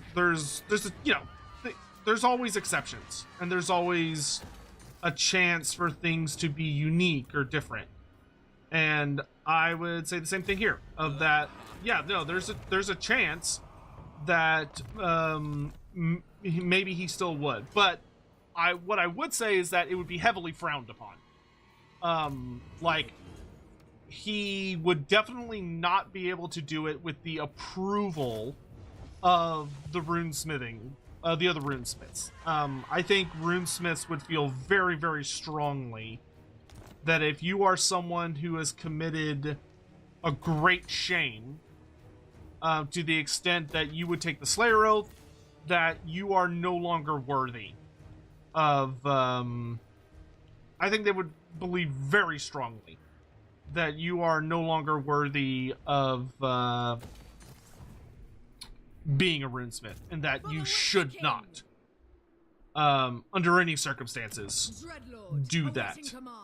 Now, whether or not you listen to the criticism, or whether that dwarf would listen to their criticism, or would be like, fuck you, don't tell me what to do, once again, would be very reliant on their individual character, as such things go. So that would be my answer to that. Hopefully that gives you something to work with. Okay, so we've got kind of one last big push from Torievris. Alariel is on her last leg. I think she only has these 3 settlements left, and then death comes for her. Did Malekith have a bride or love interest? Yes, Malekith had a wife. Her name, I want to say her name was Aliathra, if memory serves. But Malekith was married. But he had a wife. And fun fact, she is the sister of Queen Ariel. So Ariel, the Queen in the Woods, the Orion's wife, the big butterfly lady. Before, she was the big butterfly lady, so she was much more mortal in scope and power. Her sister was Malekith's wife. And they were very happily married for, we don't know the exact timetable, but a pretty good while, apparently. But she ended up having a vision where she saw what Malekith would become, and it freaked her out bad enough that she basically left him. She snuck away in the middle of the night, and she answered the call to Athel Loren. So she went to Athel Loren, where she lived a life as a pretty powerful wizard, sorceress, witch, spellweaver, whatever you want to call it. And she remained there, though she was haunted for the rest of her life by leaving Malekith, because there was a significant part of her that felt very strongly that perhaps if she had stayed, perhaps if she had stayed by his side, she could have helped temper Malekith's fury, help him make better decisions, and maybe in that other timeline, you know, if she had chosen differently, maybe she could have convinced him to not betray or not become the Witch King. Alisara, thank you. Yes, not Aliathra. Alisara, thank you. Yes, that was her name. So, but that's basically who she was. Her story is actually super sad because she does actually try to do better. She attempts to, she actually reaches out to Malekith and basically says, like, hey, I know you've been through a lot and yada yada yada, but I want to come back to you, and I want us to be together again, and maybe we can help each other, you know, maybe I can help you, and we can be together again, because they still loved each other. And so Malekith does his absolute damnedest to arrange for her to secretly come join him in Nagaroth. Unfortunately, this is Warhammer. This is the Warhammer world. So Morathi finds out. And when Morathi finds out, Morathi, being typical evil mother figure, decides, haha, absolutely fucking not. Because she believes that if Alisara were to rejoin Malekith, it would result in him losing his fury. It would result in him losing that spark that makes him such a massive, deadly threat. And it would neuter him, in a sense. So Malekith does everything he can to hide it from his mother. She finds out because it's fucking Morathi. And Morathi sets into motion a series of events that build up to Alisara being assassinated by a exiled High Elf prince. So she dies, which leads to a whole other series of events.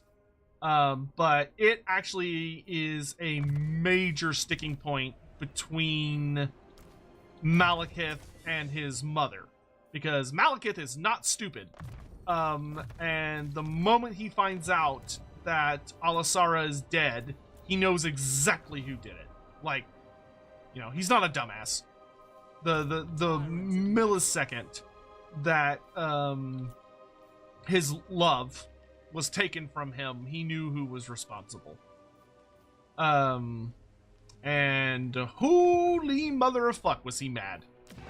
So when Ariel, the Queen in the Wood, one of the most powerful figures in the setting, also finds out who was responsible, Ariel and Orion end up, a whole bunch of shit goes down. But in the end, I'm skipping a lot of stuff, but in the end, they find out Marathi is responsible, and they invade Navaroth. They come for Marathi. And Marathi is caught a wee bit off guard by it. And a bunch of Dark Elf armies start gathering to go break the siege of Grond, because Grond is just fully put under siege. And Malekith steps in and says, nope, nobody gets to go help her. He basically he sends messengers to all the other cities and armies and stuff and tells them she is on her own. If she dies, she dies. Fuck that bitch, we're not helping. And Marathi gets her shit kicked in pretty bad. She ends up surviving because she's Marathi, and she ends up surviving through guile and diplomacy rather than force of arms. But yeah, Malekith just full on leaves her to die. He makes zero effort to help her because he was pretty fucking pissed about his wife dying. Did they have a child? No. Malekith 100% canonically does not have any children. That being said, if you decide to run your own story, your own little, fanfic or whatever you want to call it, and you want to run with the idea that maybe he does, and it's just a very, very well kept secret, that is absolutely something you could do. You would, you'd have to kind of do your own research and such, but you could 100% make that work without having to do that much stretching. It would need a little stretching, but not too much stretching. I'm gonna need a bit more stability here. So we got knights, we got a hydra, we got cannons, we got some harpies. I could use some. I think this will work. You could probably drop the sisters for another unit of crossbows. I think would be good. Master of cruelty. Have I heard Final Fantasy 16 is on Steam? Yes, I've heard about it quite incessantly, actually. I can say with confidence that I do not have a particular interest in picking it up at this time. I realize that I am playing Final Fantasy 14, but I would not really consider myself to be a diehard Final Fantasy fan as of yet. I am deeply... Ooh, Blade of Ruin. That's fucking good. I'm deeply enjoying Final Fantasy 14 and look forward to getting back to play it here very, very soon. Yeah. In regards to Final Fantasy 16, I will probably play it at some point because there is a very, very strong supporter of the channel and the Patreon and stuff, like long time big supporter who desperately wants me to play it at some point. So probably at some point I'll give it a whack, but not for a while. I've got too much on my plate right now as is. Yes.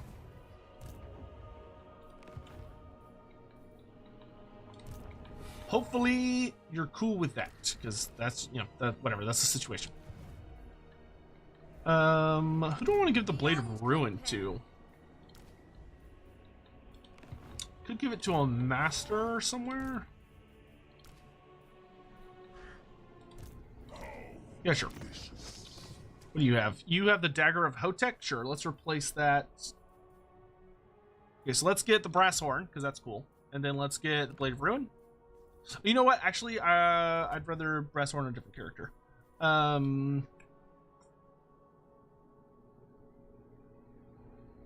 Ruby Ring's not bad.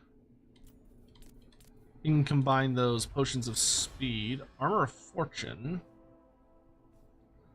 Interesting. I'll keep the Whip of Misery. That's pretty good. Bodyguard's nice. Overseer is nice. Oh, Overseer is actually really good. What else can I Overseer up? Another one there. Another one there. How do you get these? Ranked up with a large treasury and the Broken by the Lash tech. Huh. That's cool. That works out very well. I'll take that. Let's slap the Brass Horn on our general that is slowly building up in the distance. You can have the Cloak of Headgrave for now. That's fine. Oh no, I'll give you the Armor of Fortune. That's way better.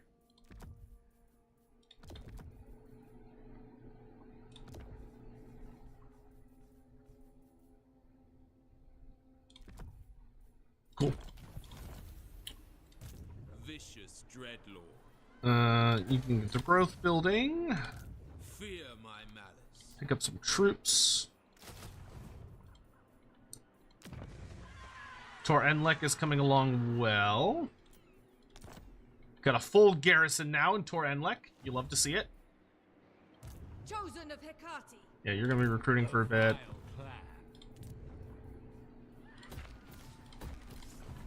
For Sadior. Malekith is healing. I don't like that the High Elves are pushing back, but that's fine. Oh, nice! I got the Dark Library of Hoeth. Yes, good! Let's get a big boy garrison. Defending the city. Awesome. I don't need an outpost. I think we're good. I think we're good. Lord of the Black Court. Alright, Uriel's preparing for war. Excellent. Altar of Ultimate Darkness will be ready in a few turns. Hag Grafe will be ready next turn, which is nice. Yeah, things are coming along. Let's go ahead and actually invest some slaves to finish, yeah, the layers, because that'll make Hydras. Wow, I just saved a shitload of money from that. Holy crap. Making Hydras cheaper helps. Who would have thought? What do I want you to do? Yeah, that's fine. You can pick up that building. Cool, great, awesome, excellent. Good, good, good, good, good. Never tried 14, but interested in 16.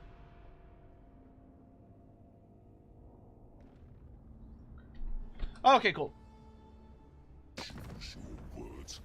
I had a bit of an icky question, so feel free if you don't want to answer. Due to the importance of dwarf women, their scarcity and the idea of lineage, would it being infertile be considered a shame that would incur pressure to take the Slayer oath? That's a fascinating question, actually. I don't think it would.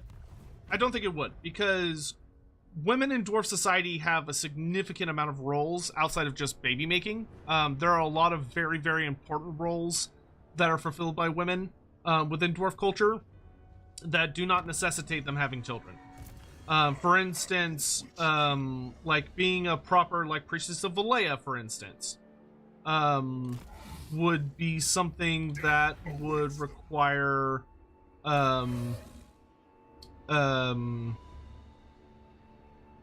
that. I would also suggest, where's my area of influence right now? Can I get any closer?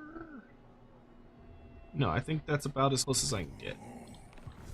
So we'll just do that and support the gate. But like Priestesses of Valea, or like some of them will become warriors, some of them will have like more focused on like political positions. Like there's a whole bunch of different stuff that could be going on. So no. Now that being said, on an individual basis, might there be dwarf women who take the idea of that it's their duty and their honor to have children, and not being able to might deeply affect them and be genuinely traumatic for them? Absolutely. But I would say that would be a very much an individual story for a character, not the norm for like dwarfs culturally. Because that just isn't how dwarfs tend to handle things. Would be my response. I think that would actually be a really interesting question to ask Andy, though, once he's feeling better and he's doing like his AMAs or whatever. If you want to maybe pop by when we're doing an episode of Lorebeards, I think that would actually be a very interesting question that he might have some curious insight on. If you'd be inclined to such to hear what he has to say.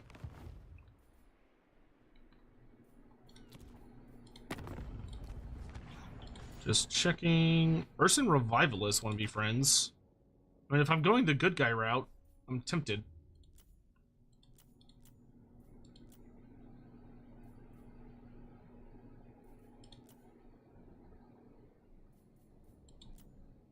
I don't think it would make Grombrindal like me more, though.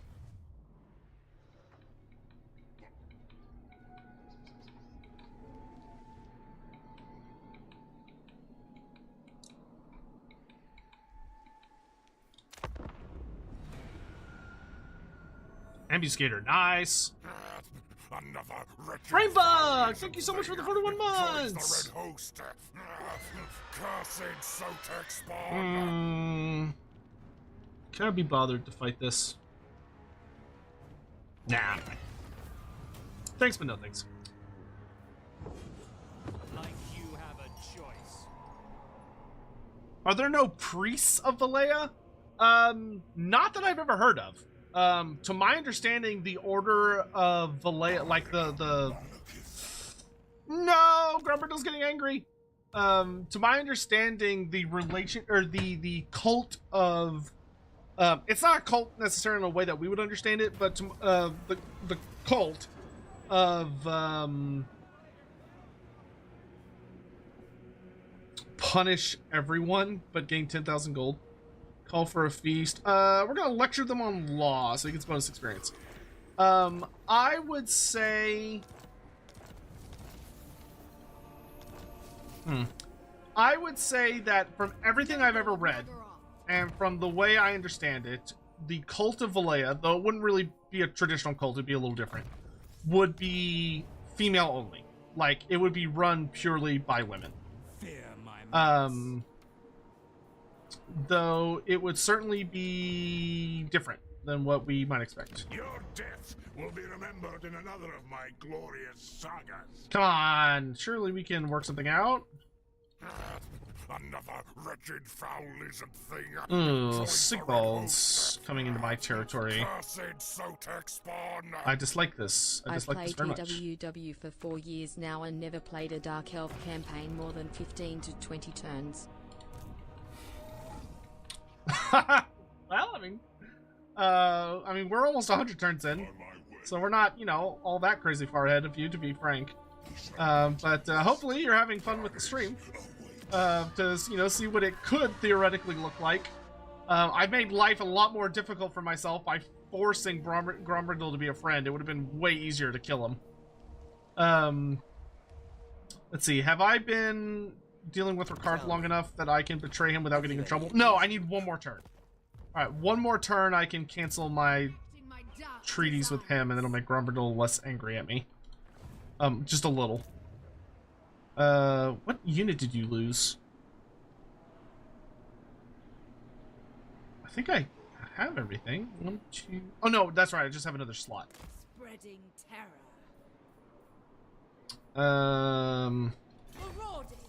We can do that. Tyrant of Nagaroth. You're gonna be rebuilding for a hot minute. Oh my god, it's so expensive.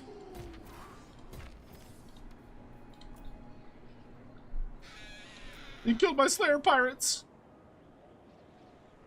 The bastard!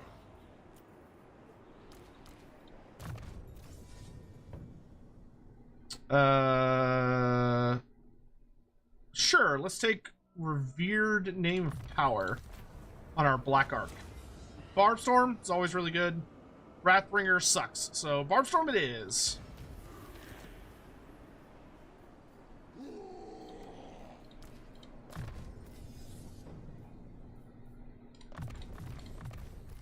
Actually, no. Do that. Malekith versus Grimgor, who wins? If the writer was doing a good job, Malekith would have that rather handedly. But Grimgor is a character who often is capable of some absolutely bonkers crazy shit. And he tends to win in fights that, when you look at like all of the information we have available, would leave most people scratching their heads on how he came out on top. Because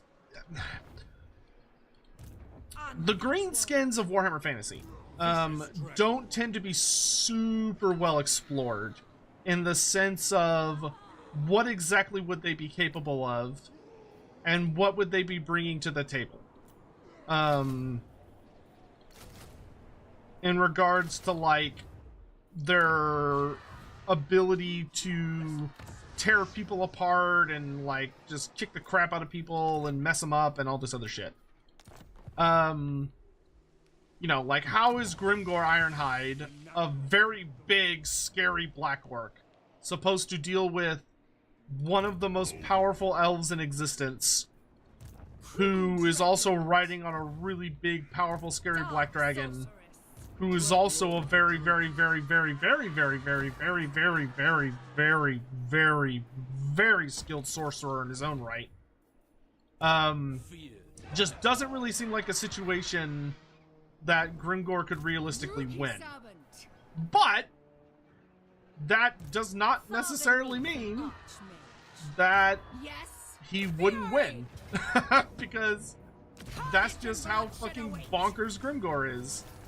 Grimgor is kind of the I'd win character. So, oh, Avalorn is dead. Oh, that's a good feeling. That's a very good feeling.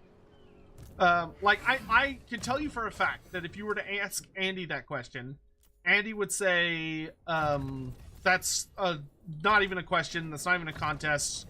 Malekith would easily win.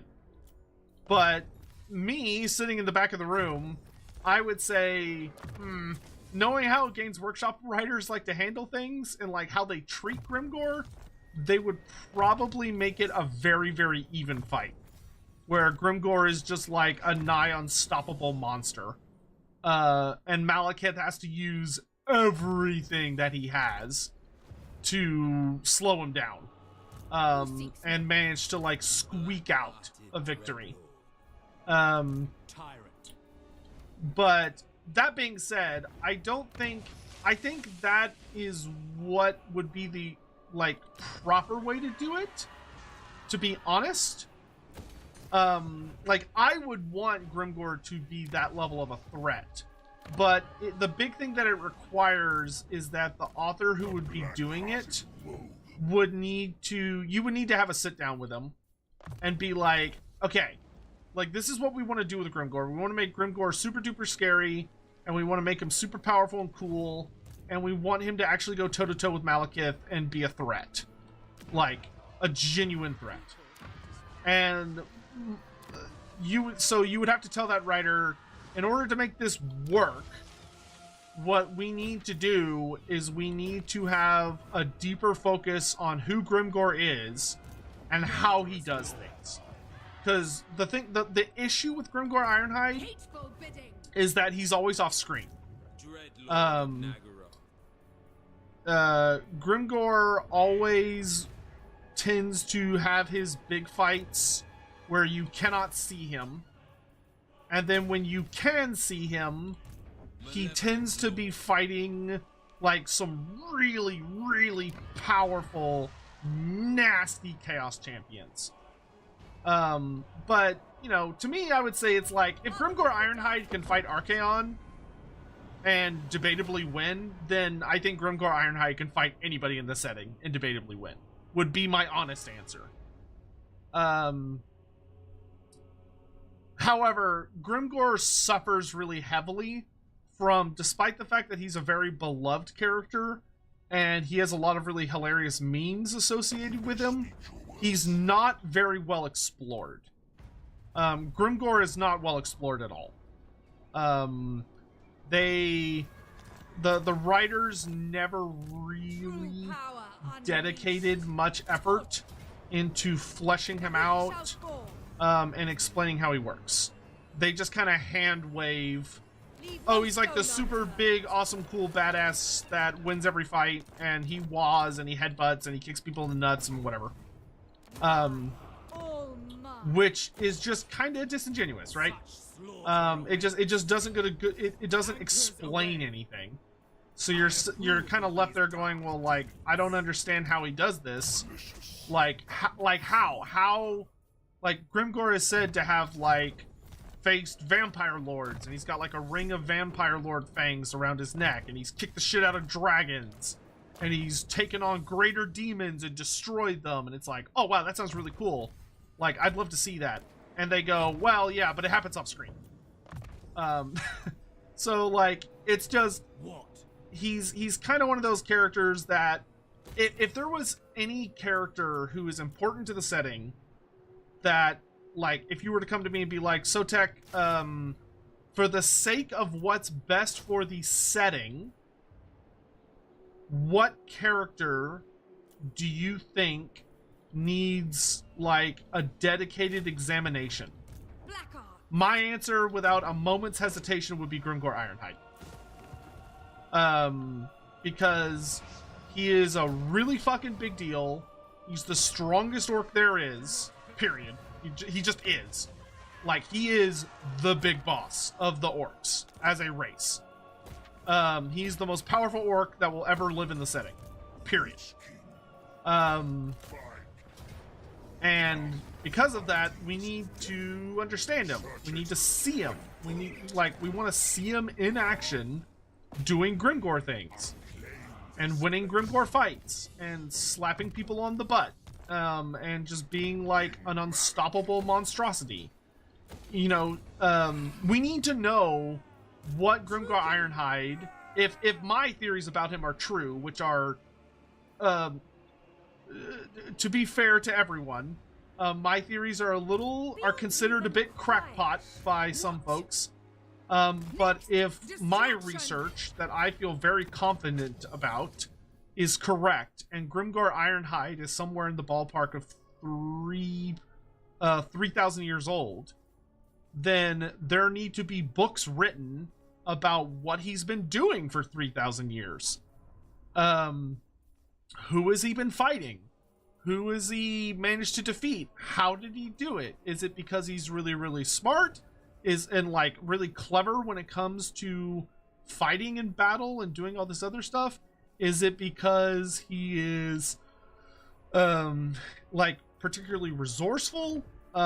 Is it because like he's just like the living embodiment of determination? Is it because that he's basically just Kratos from God of War, and he just like gets angry and just keeps fighting and like just, you know, is an unstoppable demigod? Like, what's the story here?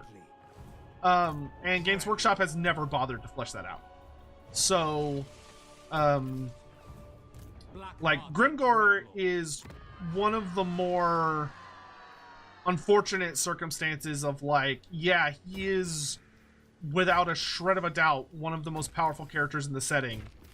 But I can't really explain to you why, other than saying he hits real hard. And he real fast. But that doesn't really evoke much in the imagination. As far as like, well, what does that look like? What's the story that we're telling here? Yada, yada, yada, yada. So hopefully that makes sense. Fucking Norskins, whatever. I'll wait for them to actually come inside. How much long? Okay, you'll be ready to march next turn. Good, because you need to deal with the Sigmar situation. Does Grimgor get underestimated? Yeah, of course. That happens a lot with greenskins. Greenskins, a pretty staggering number of people in the Warhammer world, a very high number of people in the Warhammer world have been killed by Greenskins because they grossly underestimate how powerful they are. And they go up against like war bosses and shamans and stuff, and they're like, nah, I'd win. And then the Greenskins are like, okay, bet. And they get killed because they underestimate the power of the Wa. How much of a threat is Zuvacin? On the global scale, he's not really at all. He has very little influence. On a individual character scale, so like from an in-universe perspective of a person in the setting, he is a god, so he would be horrifically powerful, nightmarishly powerful, unfathomably powerful. But the odds of you bumping into him is basically zil. Hagen, was there anything important that happened around the Empire between the War of Vengeance and the Birth of Sigmar other than the big tribal migrations? The biggest thing was the big tribal migrations. There were a lot of conflicts between the Greenskins and the Beastmen and the early human tribes. So a significant number of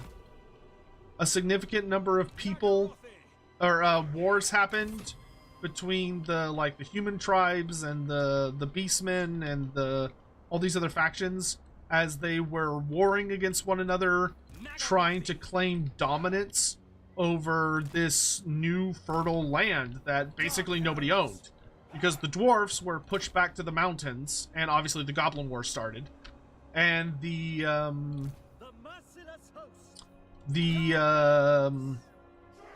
man, I'm brain farting. The dwarves were pushed back to the mountains. The elves obviously completely lost control of all of their colonies and retreated back to Ulthuan or were drawn into Athaloran. So, because of all of that, it was basically a fight for dominance was the main event, so to speak, in those areas and regions of the world. So if that was but there's very little information on it because Games Workshop just never explored it for whatever dumb reason that they would probably give you. It would cost them precious money to have to write stories about what that was like, and they don't want to pay people. TWW's like, spending money to make a more fleshed out setting. A gasp.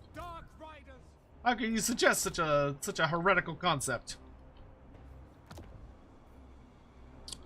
But what would our investors think? So yeah. Yeah, these are pretty big boy towers, so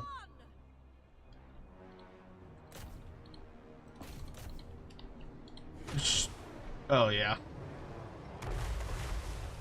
Oh baby. I love to see it. Daka daka daka daka daka daka daka daka daka. We are ready. I want that warlord. Eager. Let's slow them down a bit.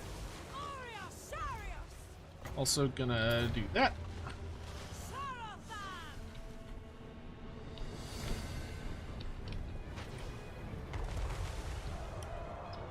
Kill them.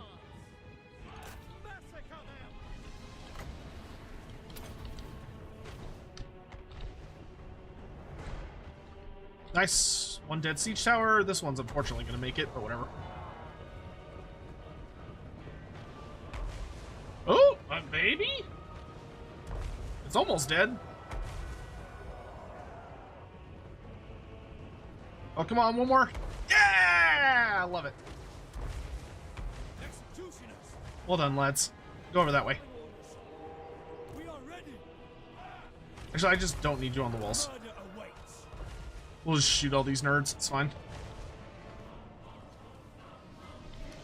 Well, that was delicious. Okay. Good. That means they're all going to be, like, way more exhausted trying to get into my settlement. Almost get that 2,000 cost tower.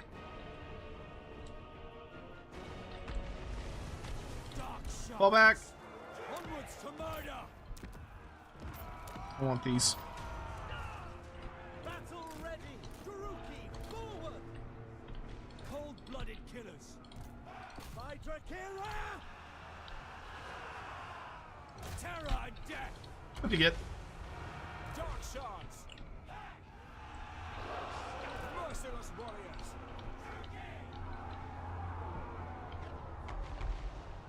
Battle ready. It is done. All powerful. Not sure how you got inside the walls, but okay. Elfry and Aha. Dealers in death. On to slaughter. Moving out. Nice. We got our murderous prowess. Following orders. Up you get. Dark shards. You lot. Move back. Carnage awaits. Sorceress of Grombrindal. Give me more magic. Things back here are going okay. We need to start murdering those dudes. Murder those dudes. Build one of these. Scoot your boot a little bit. Things over here are going just fine. Bleak swords. Kill them. Executioners. Kill them. Battle ready. Attack. You attack them. You attack them. Alright, that's all going fine. Why don't we get some towers up over on this side? Sorceress of Grombrindal. Massacre's going well. Come, Malekith. Maintain the towers. Dark shards. Dark shards up on the walls.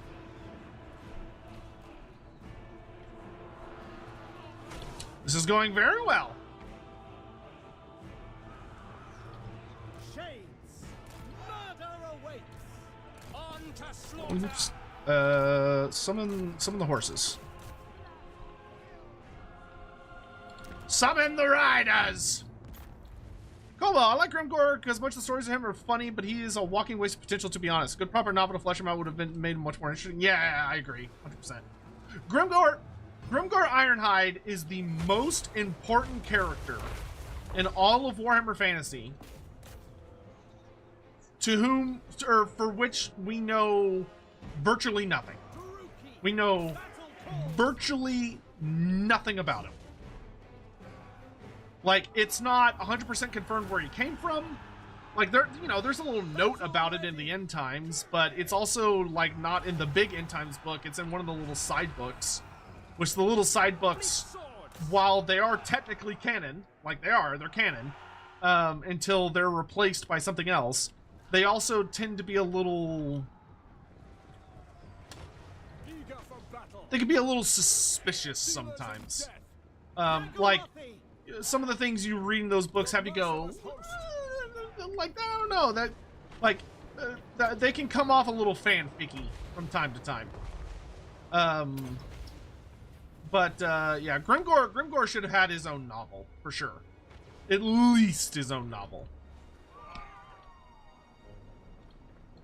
Yeah, I would go so far as to say he probably could have easily had a more substantial story, but, yeah, the story of, like, Grimgor Ironhide, to at least tell the story of how he goes from being a slave in Zarnagrund to arriving in the World's Edge Mountains with one of his eyes missing and one of his tusks broken, and he's wielding, like, he already has all his magic items and everything. That would have made for a kick-ass book, and the writer would have been able to do literally anything they wanted.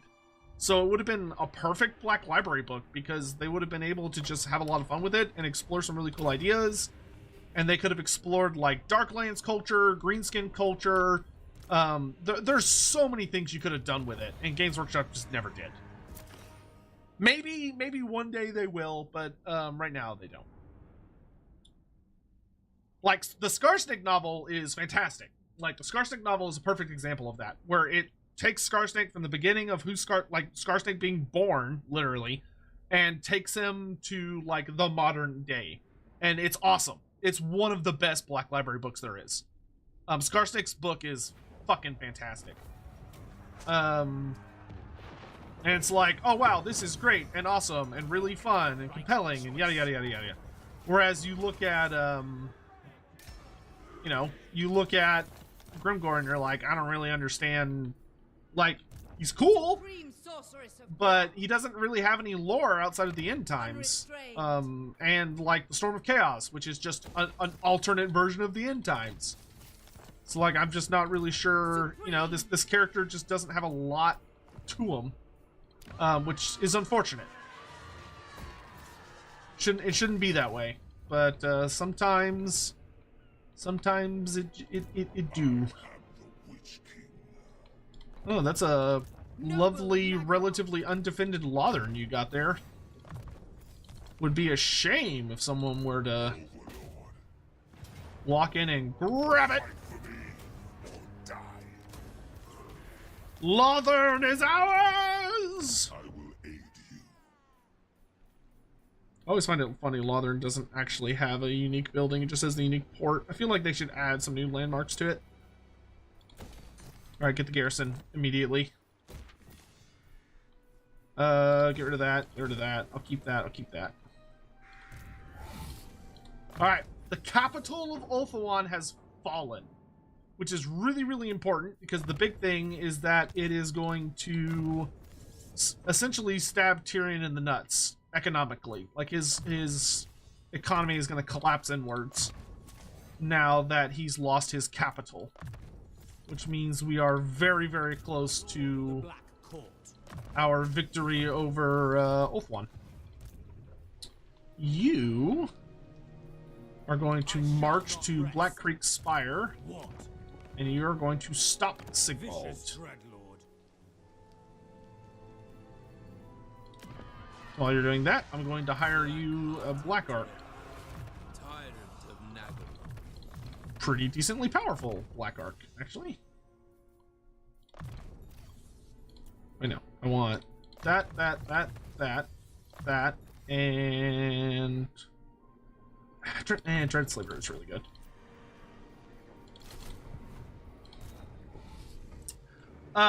Captain Magma Pyro. Funny mean lore take. The incarnates become pieces of Zinch because they're absorbed the 8 winds of magic into them. Send the scribes! You're not... So... I realize you're memeing. Far beneath an archmage. I realize you're memeing. However... Ruin it all! Take everything! You're not... Noble of Nagel. wrong? Like, in a really technical sense, you're not entirely wrong. Destruction lies beyond. I claim this you're not entirely inaccurate.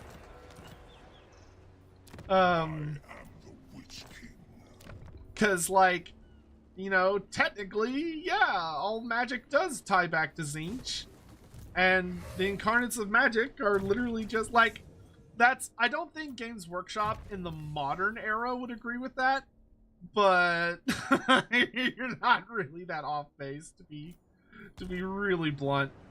Malicious and cruel.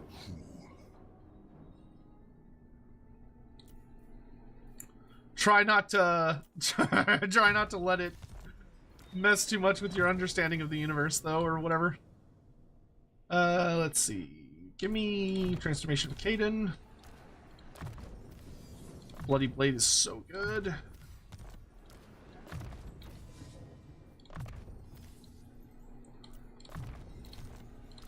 Yeah, her army is coming along really, really nicely.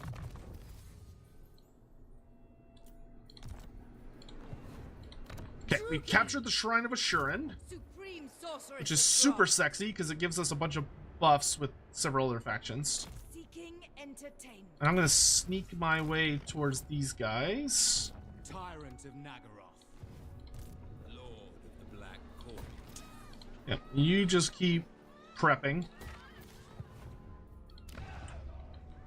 Let's see. Oh yeah, Altar of Ultimate Darkness is now charged up and ready for lovin'.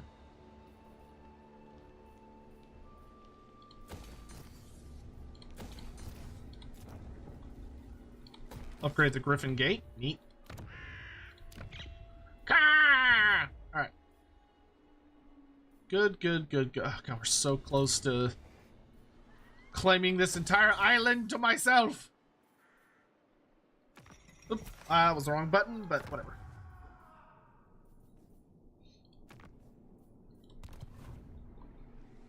Okay, Grombrindal is getting less and less happy with me, but Have you any unusual... I can tell Ricard to eat my nuts.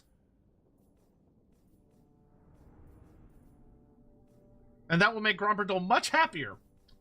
Okay, so every once in a while I could tell a Dark Elf faction to just, like, suck it, and he'll be like, nice.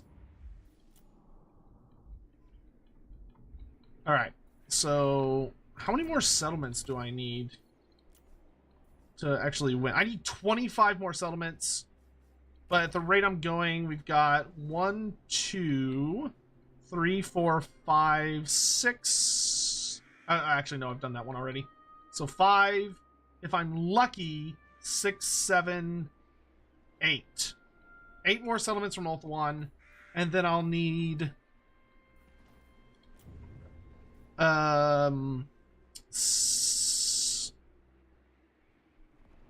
17 more from elsewhere. So I guess we could go to war with Mazdamundi, would probably be the easiest thing, because he's like a giant empire, and then Grombrindal would be like right there. And they don't really like each other. But I don't want to declare war on him until I've captured Ulthuan. We want Ulthuan locked down before we do that, because that's going to be a whole can of worms. Do we know where Grimgor's signature gear came from? Nope. Far beneath an archmage.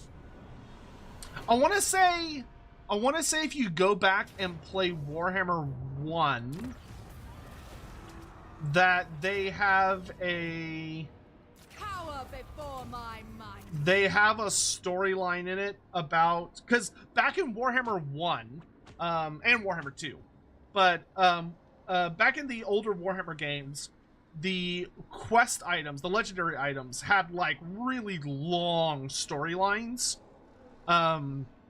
to get them. So to get your purple items, you had to go through a pretty significant number of hoops, which a lot of people didn't like. I liked it, but I enjoyed the story elements of it. Yes. But it required you to like go do all these little side quests and do all this other shit. And as you ran around doing everything, you would eventually unlock the item. But because of that, they ended up developing significantly large narratives around all of the items. And some of them talked about the character like acquiring the item for the first time. Most of them were about the character like re-empowering the item. So like the item had lost a significant amount of its power. Oh nice, Tor Yivris is now ours. Haha. The Warden's Tower. Nice. Buffs Witch Elves. Cool. What do you seek? So all that to say that I don't remember Grimgor's storyline. If you go back and play Warhammer 1 with Grimgor, if you want to kind of torture yourself a little bit, or maybe find like an older playthrough of someone that's online, you might be able to find some info.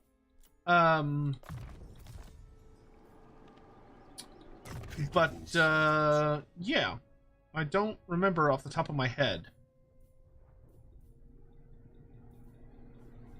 Let me get less likely to miscast would be good.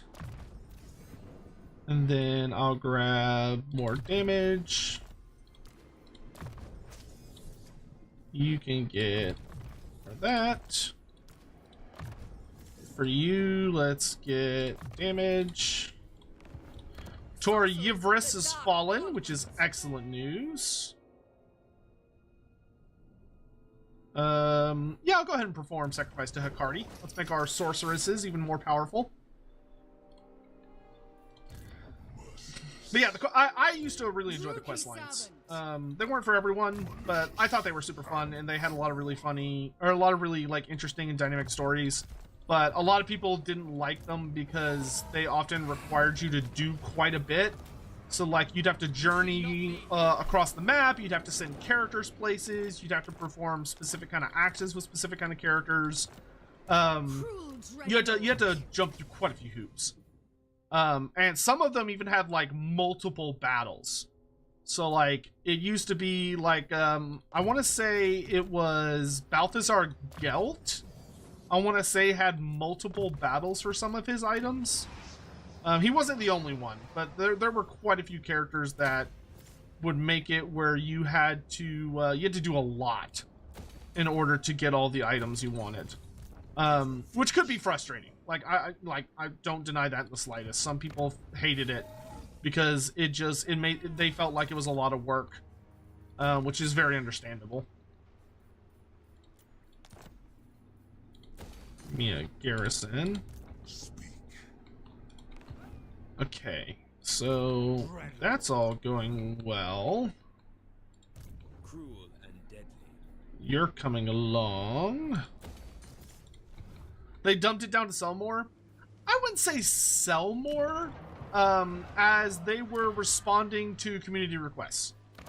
I would say based on the feedback they were getting from players, the vast majority of players that were giving feedback did not like the old quest battle system, because it seemed that most of them just felt like it was a waste of time, or they just didn't like it for whatever their reasons may be, which is totally fair. Like they don't have to like it by any means.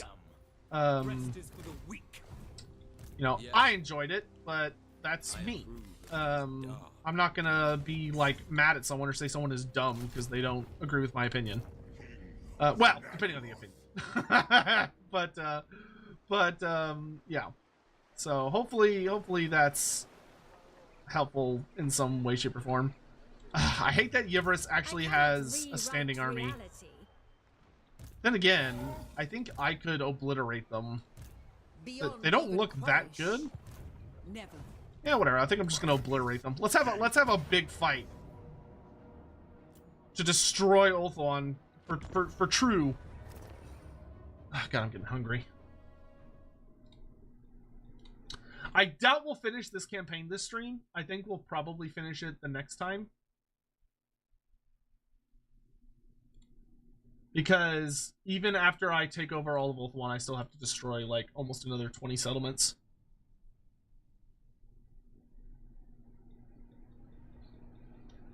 Yeah, the quest lines were also super buggy. That's a very fair point as well.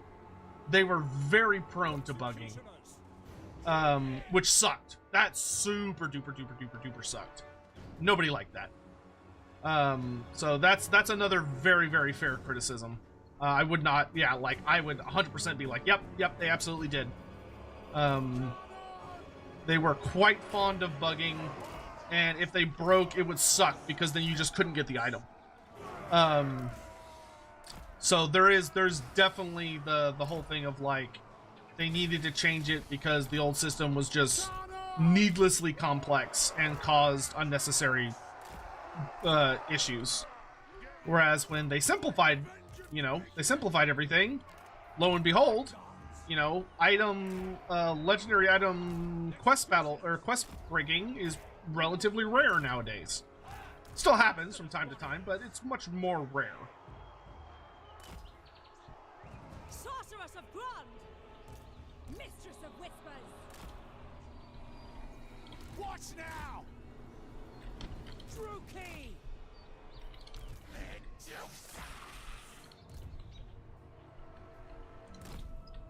I crave battle! Chariots! Alright, we're gonna go harass some elves. The true king! I fear no one!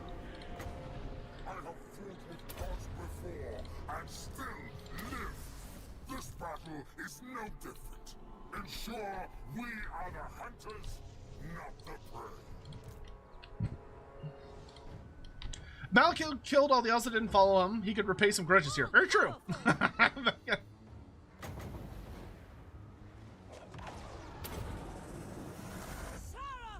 Oh, I don't like all these shadow warriors. How about y'all die?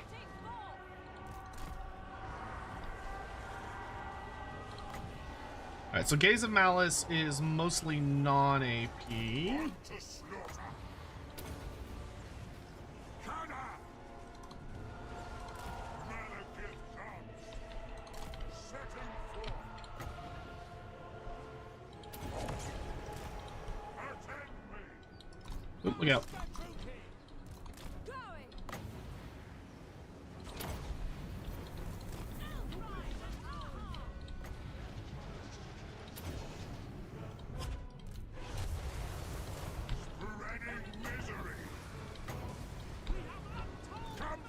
I'm just gonna unleash hell here.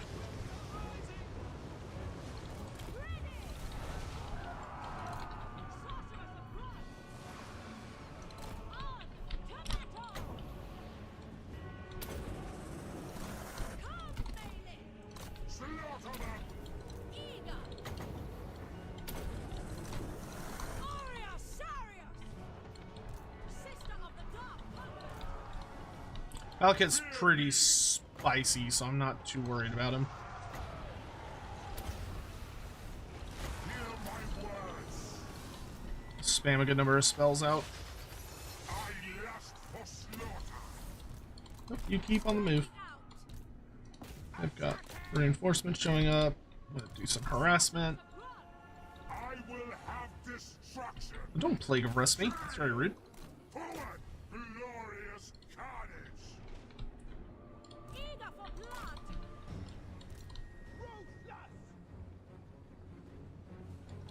Okay, let's fall back.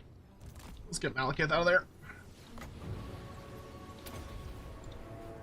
Skyhawks have 140 armor. Good grief. Too much armor. I'm out. I'm out!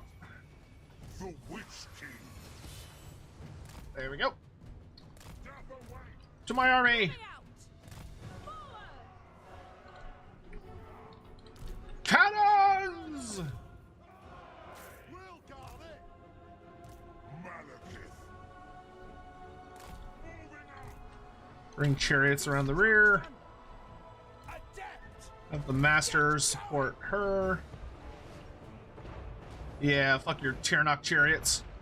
True heir of Anariel. Get range to do some soul sucking. Give him the good suck. Send out the Hydra. Battle ready! Hold!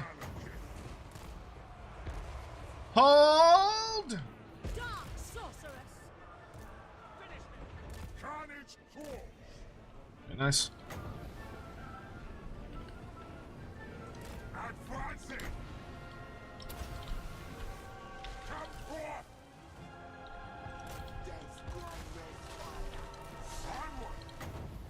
Yeah, getting rid of the archer spam is the most important thing. Hear my words. Once you focused over there.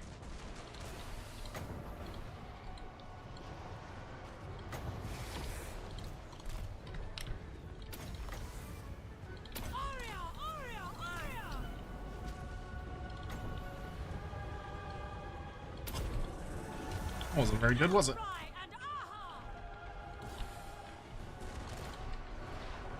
of Mag. Okay, I gotta get rid of all the Skyhawks because they are super problematic. Give me more goodies.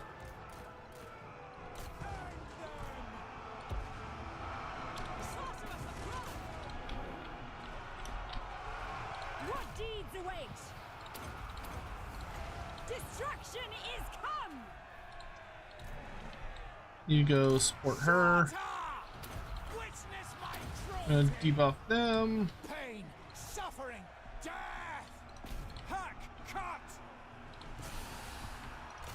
Help with the lions. All shall tremble. Such a long cast time.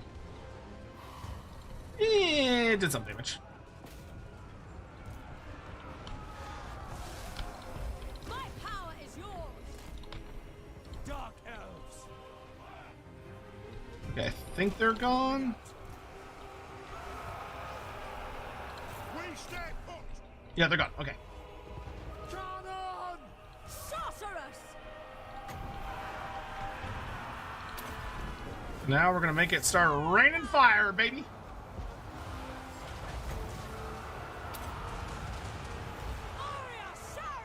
Oh, jeez. Die, weaklings. Chariots, make yourselves useful, please. Same for you, Mr. Hydra. Oh, a little bit of friendly fire. Without question. Ah! Executioners. Master Druki. Oh, oh, sorry, lads. Iron dregs! Wasn't intentional, my bad. Okay, good. You're down to there. Let's get you flying back over this way. Sorceress of Grund. Let's drop some more fire here. Malekith. Havatum. Slash. Kill. Elfry and Aha. Massacre them. Iron dregs! Into them!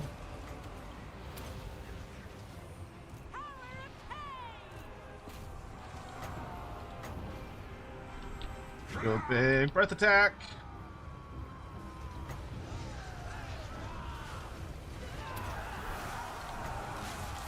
Giant fuck you, soul stealer. Chosen of King! And I'm gonna go bonk some enemy generals here. Give me some heals. Taking control. The true king! Alright, this flank is a little shaky for my liking. So make sure we keep the buffs flowing.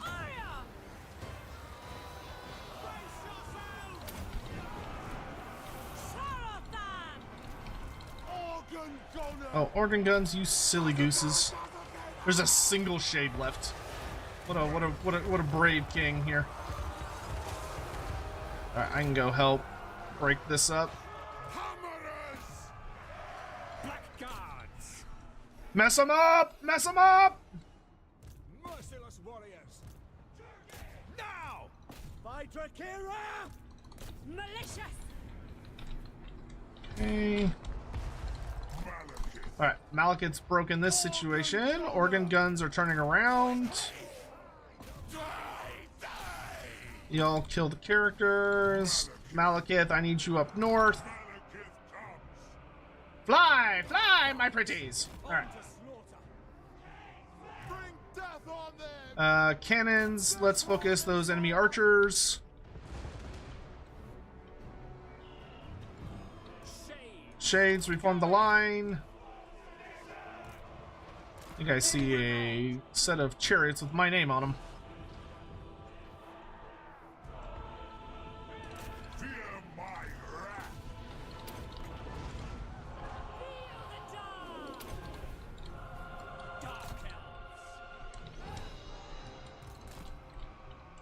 Okay, good job, Medusa. I think this is the last great army of Wolf One. Hopefully. We'll see. Alright, you lot, let's advance. Sorceress of Grund. Let's get a fireball into those spears. Oh, he's got more fucking reinforcements coming in. Hail and bow. He's got a lot more reinforcements coming in.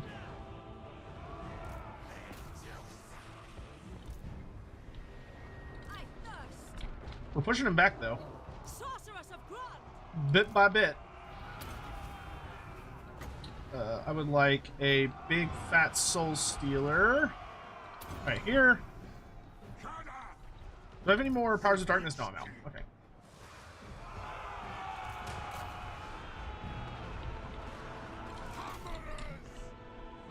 Our fire undimmed! Stone! Few on the Reavers. I'm gonna go squish this dude. Let's have our Death Hag pull back a bit. It's a little out of position.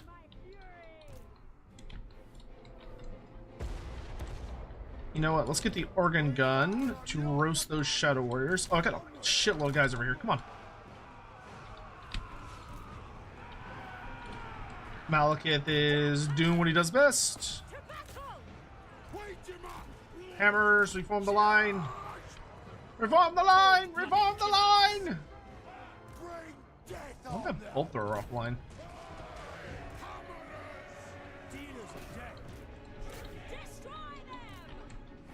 Cannons. Actually, no. More Soul Stealers. I do have pretty much endless winds of magic, so that's cool, I guess.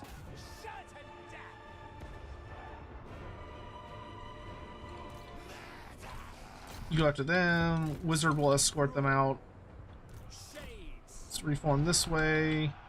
They have wronged us. Terror and death. Stuff! Oh!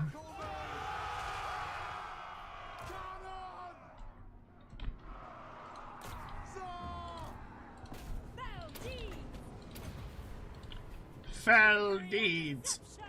Alright, dragons dealt with. I still have so many Soul Stealers. Oh, there's army losses. Okay.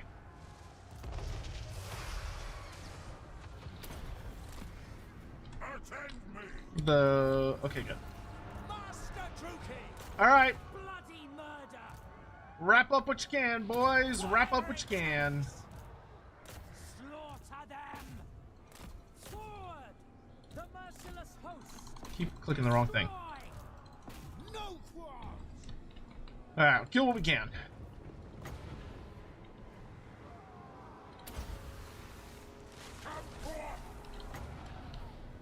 Particularly all the, like, specialist, nasty-ass units. Wow, that was bloody.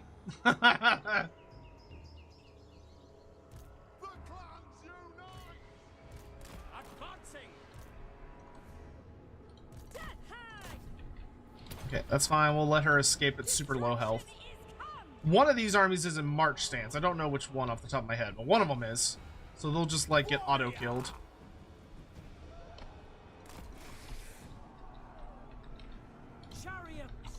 Chariots. Go after them.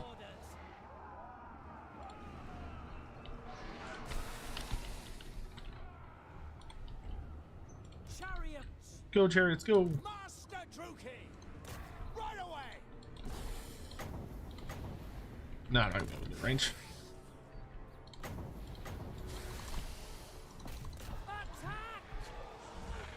Ooh, that's gonna do some friendly. Okay, good.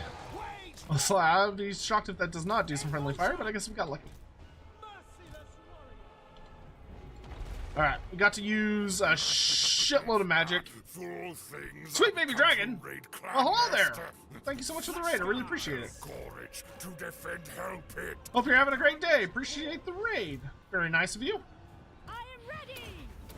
We just finished a absolutely fucking massive battle.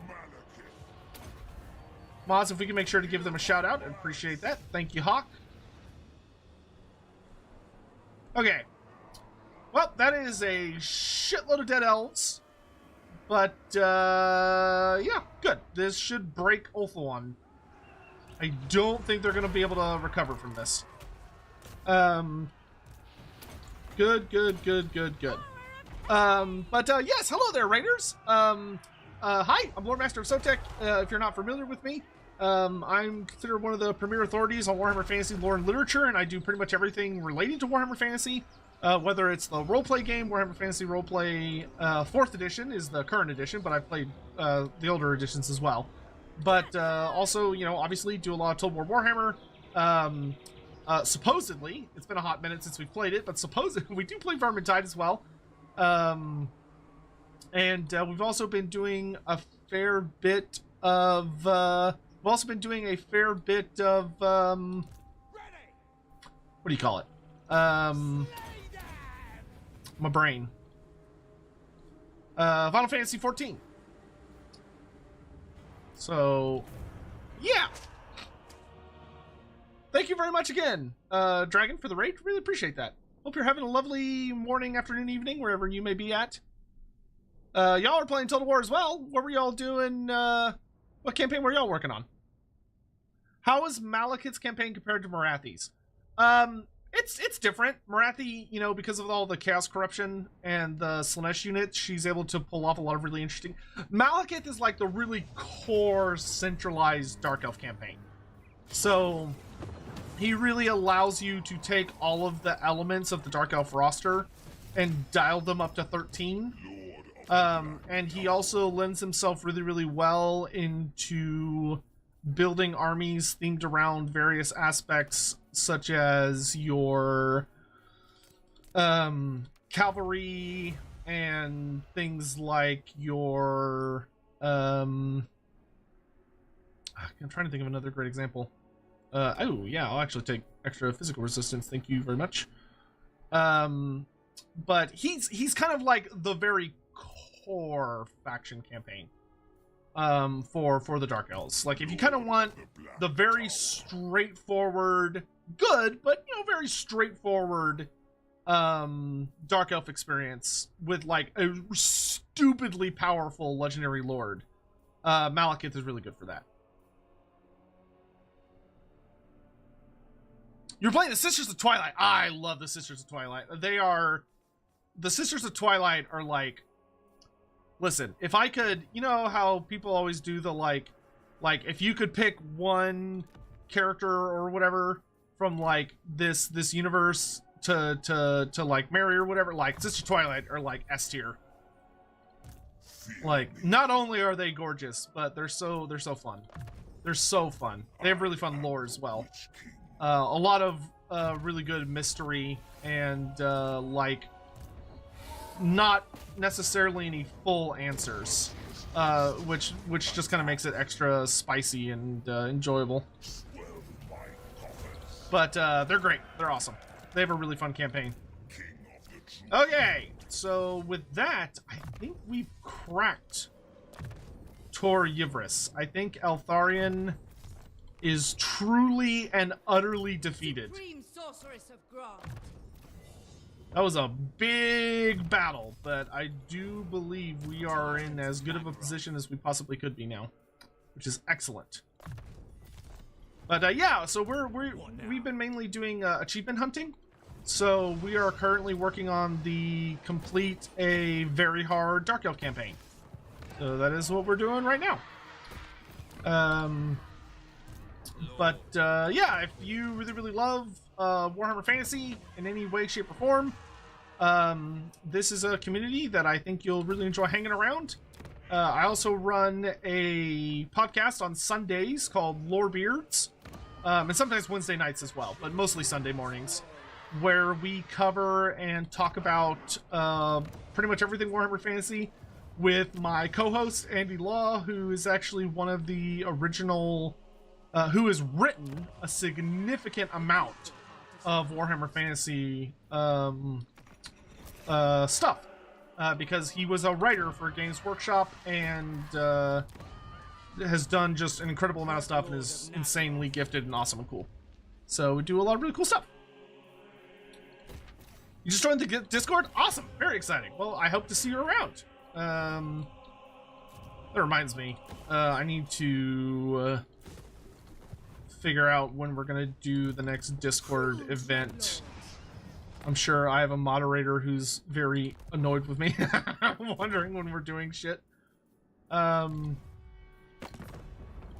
yeah, despite the fact that we're playing Dark Elves, we are in a military alliance with Grombrindal because we buddied up with them really early, and I am doing my damnedest. I'm doing my damnedest to keep Grombrindal happy with me, because he does not like that I'm friends with Marathi at all. He does not approve of my mother. So we are, but it's fun because we have all these Dark Elf armies with dwarf units in them, which are very enjoyable. But we're actually coming up pretty close to the end of this campaign. Literally all we have left to do for victory conditions is to wipe out these two remaining High Elf factions, which are very, very tiny. They're almost dead. So if we can wipe them out, then I just need to destroy a bunch more settlements. And we did it.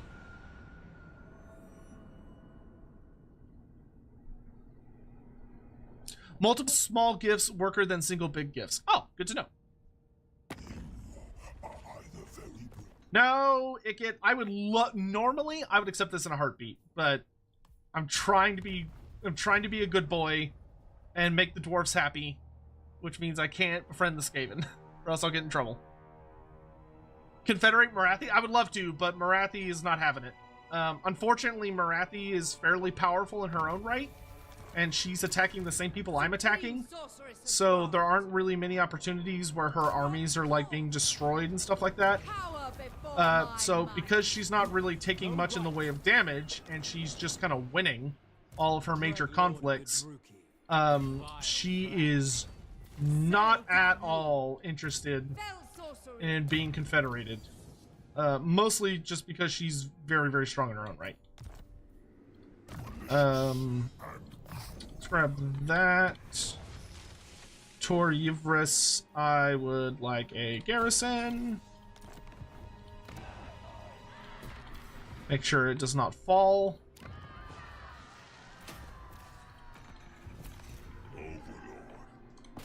We're gonna take the last capital of Yivris. Hell yeah. You'll love to see it. Oh, we got Seasoned Campaigner. Very nice.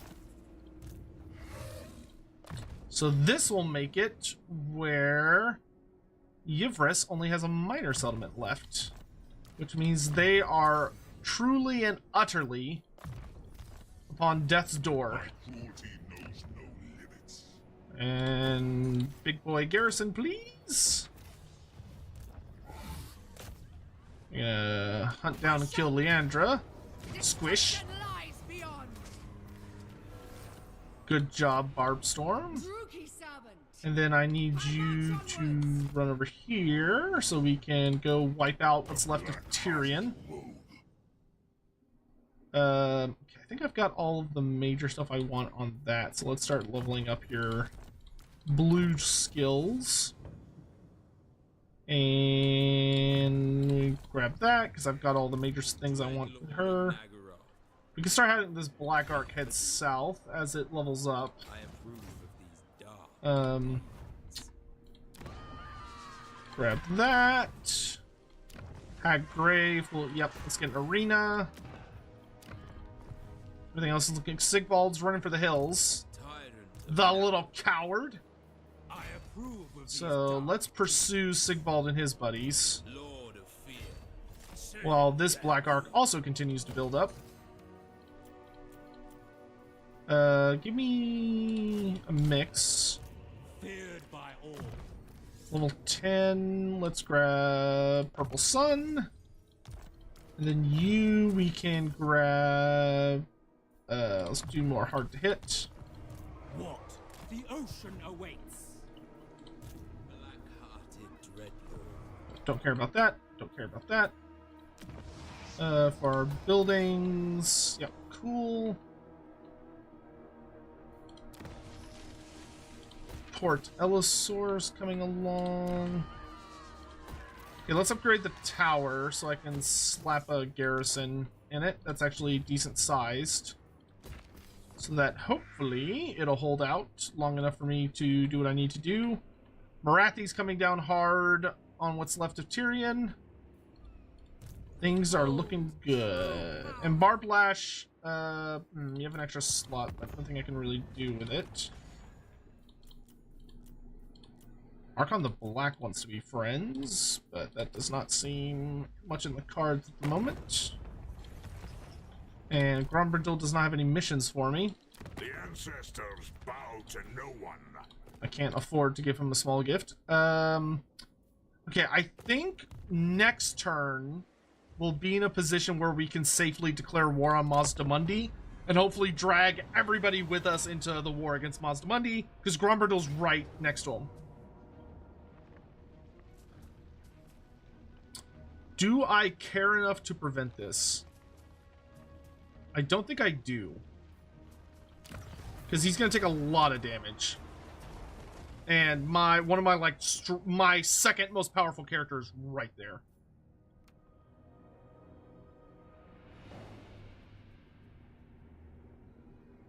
Yeah, sorry. If you're new to our Discord, there's like an opening message, and in the message it tells you have to click a certain reaction. And if you click that reaction, you will get access to the wider community. Oops, Black Girl's gonna die this time. Have I thought about using Victory Conditions Overhaul mod? So, generally speaking, I do not tend to bother with mods that change the game in dramatic ways. And the reason I don't do that is that I like to be well tuned into what's going on with the game, as far as like what problems it has, like what are the major issues that need to be resolved, what are the things that are causing the game to be particularly frustrating or feel unbalanced, and all that stuff, because that helps me do my job as far as being able to, when I have the opportunities fairly often to speak with the developers at Creative Assembly, I could say, hey, you know, I was playing X campaign and I noticed this, this, and this were a problem. Or I noticed that, like, this was an issue. And the millisecond that I introduce mods into the equation, I can no longer do that. Because I can't be sure about what issues are being caused by the base game and what issues are being caused by any mods that I might have active, if that makes sense.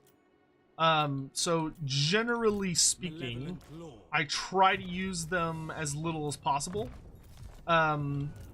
Just because, like, in a lot of ways, you know, they would make the game, like, easier.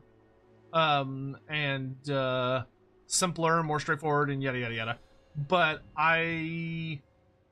it causes messiness where there doesn't have to be, if that makes sense.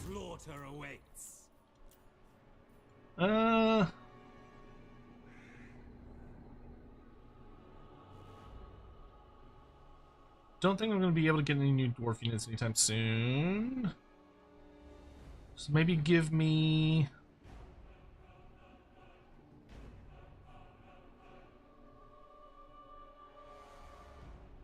Content, give me a Manticore. That'll work. Lord of Fear. Die! By Yeah, that's fine. death and carnage await. Nice, good job. Fear my malice. And you can just retreat there and we'll get you some new troops. We have a deal.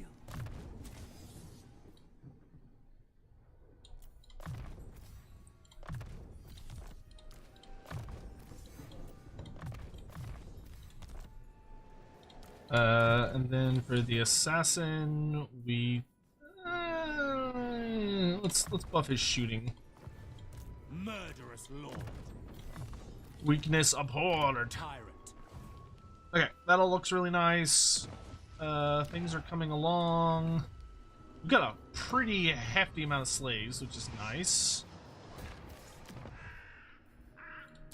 We can sacrifice some more for growth near Enlek.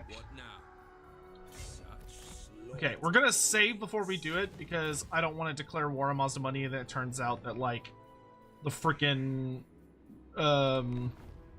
dwarfs are like, no! And refuse to join the war and it causes all sorts of problems.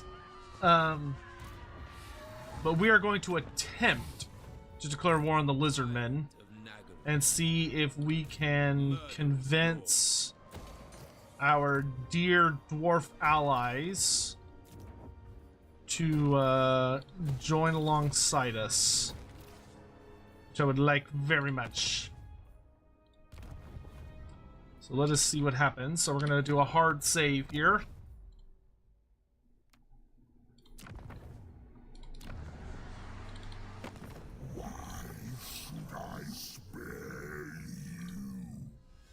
Oh, dang it. Okay, so I don't want to do that because that's going to cost us Grombrindal. And I don't want to lose Grombrindal. That's like the whole point of this campaign. So we just won't do that. Do Chaos Ogres have Noblars? No, not really.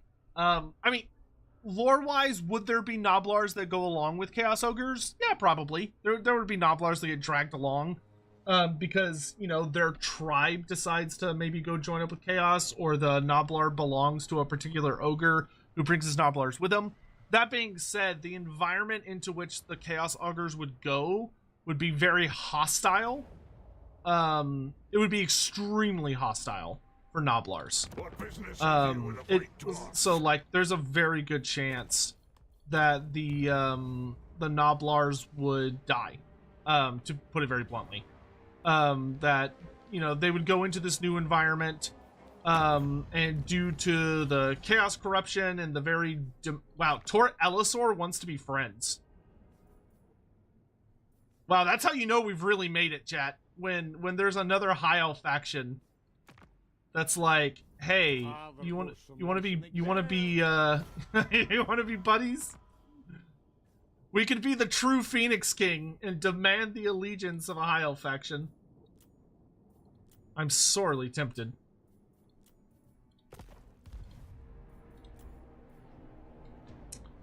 I'm sorely tempted. Black-hearted dreadlord. Thing is, I don't think I could really start a new war without the dwarfs getting angry and leaving me. Oh, well, his relations with me are improving significantly. So that's good. I could declare war on... Well, no, I can't declare war on anyone. I just need to butter him up some more. I just need to butter him up. So we will focus on the buttering of dwarf booty. On stream some time ago, you answered a super chat with reworks for all the Tomb Kings. You should make that into a video. You're right, I should. Yeah, I should. The undead feel no pain. They make poor.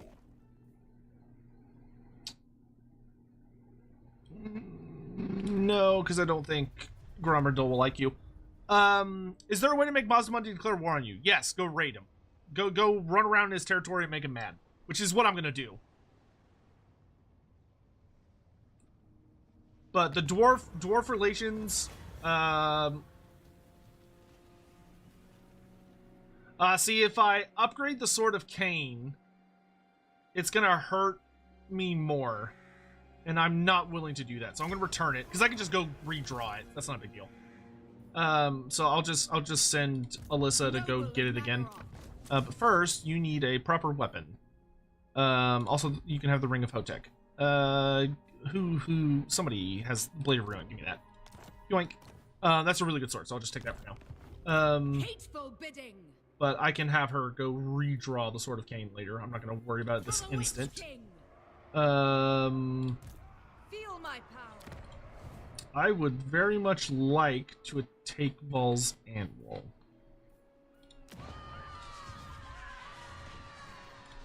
Lord of the Black Tower, preparing to march.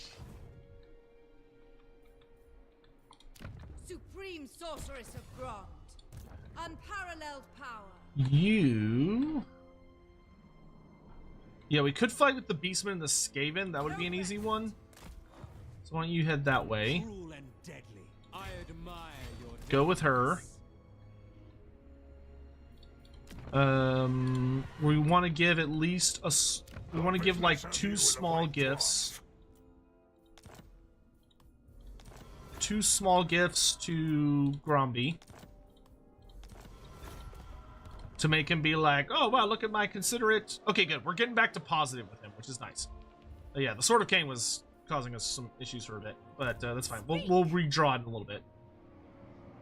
So I'm going to attack Val's Anvil. We should hire... let's hire the Bloods of the Blade Queen to help us out. A novel prospect. Because this might be a difficult fight. What I'm hoping will happen is that I can maintain the siege long enough for Marathi to strike. For Nagaroth, for victory! Worst case scenario, I'll just fall back and I just won't get it. I'm not gonna lose sleep over not controlling it. Nagaroth is about to rebel, but that's fine. I don't care. We have excellent defenses.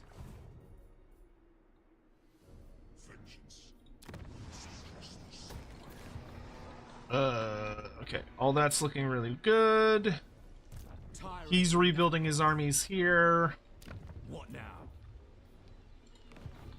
I think everything's looking okay. The dwarfs have been placated despite everything.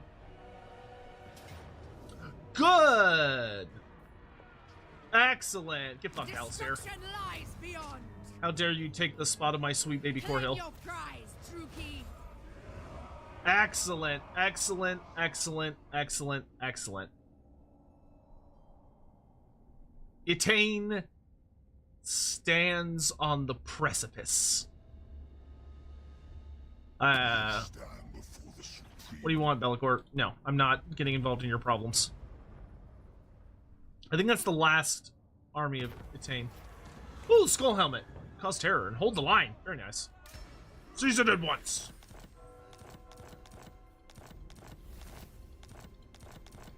Oh my good lord. So many things. So many things. So wait, what did... Ally mission successful. Oh, cool. Master of cruelty. Oath one is mine! Noble of Nagaroth. Ah, look at that. There's no high elf presence on Oath 1. It's almost purely dark elven, except for that one annoying Bellicor spot. Alright. Alyssa will be put in charge of tracking down the last high elf army and killing them.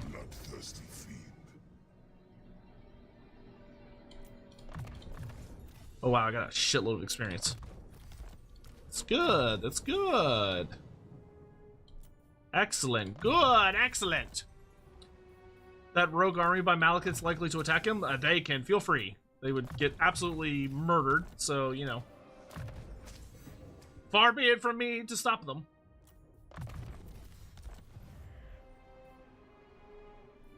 Why is he not taking damage? Does he have another settlement?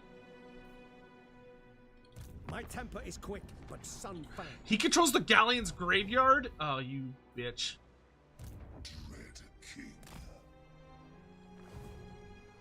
Of course he controls the Galleon's graveyard. I should have known. Okay, Uriel's looking good. Gonna go march down here and control this. You just keep floating your little butt south. Why don't you worry more about recruiting units?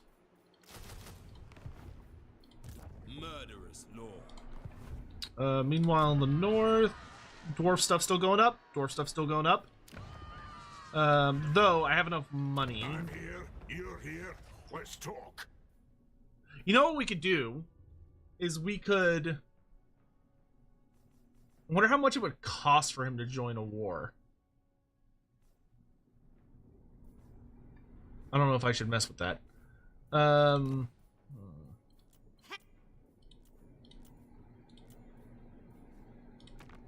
Just because it's funny, I'm going to trade with Tor Elisor. It's hilarious to me to have high elves that are under control of Malekith. As they should be. I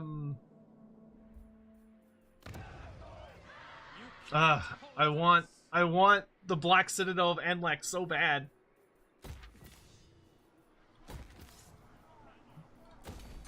All growth buildings, baby.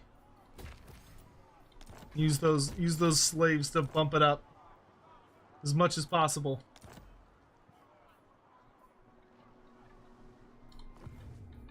Let's see.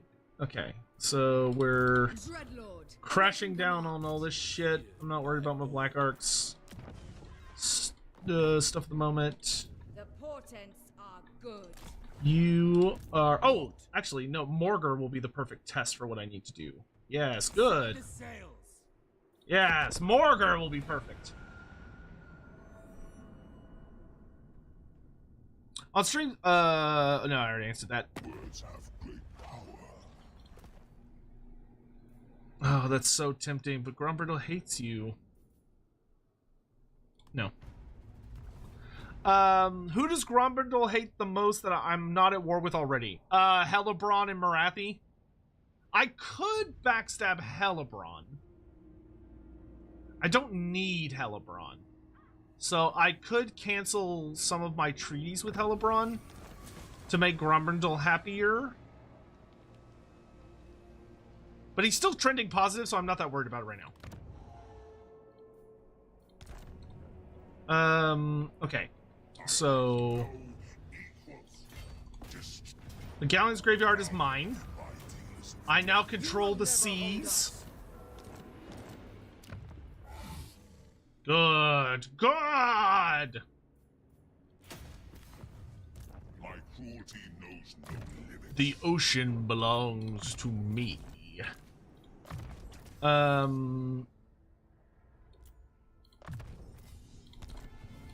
Speak. It's actually really nice. Alright. Who seeks me? Tyrant of Nagaroth.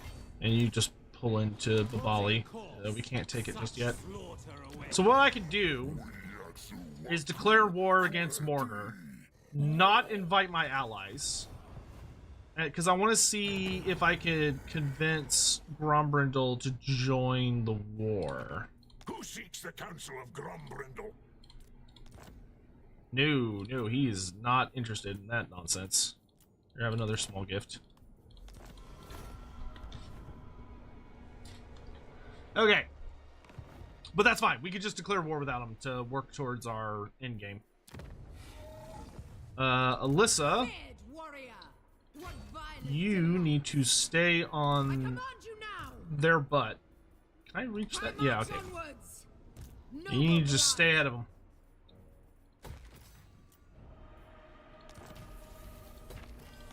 Nice, got Master Mason.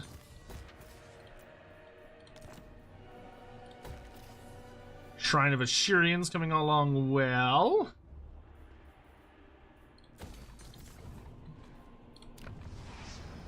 We are ready to riot.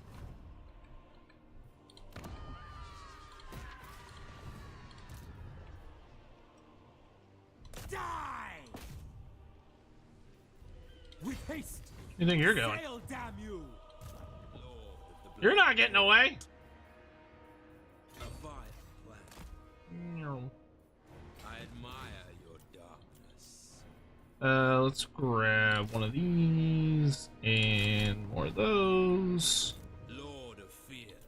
No, I want to save up. Oh, nice. We're finally about to get freaking Walking in Darkness, which is super duper good. That extra 10% campaign movement is going to be nuts. Okay. Cool. Gift him some settlements? I don't have any more settlements to gift that are, like, near him is the problem. Okay, Etain is dead!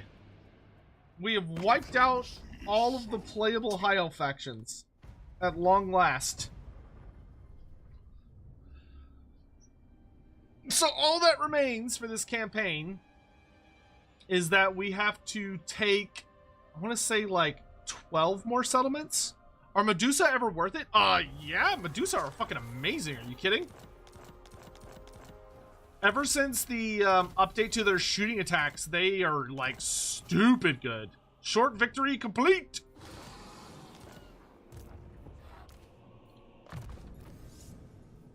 We should be able to finish this tonight, I think. Because I don't have to drag Grombrindal into my wars if he's gonna be a big baby. Calling the winds.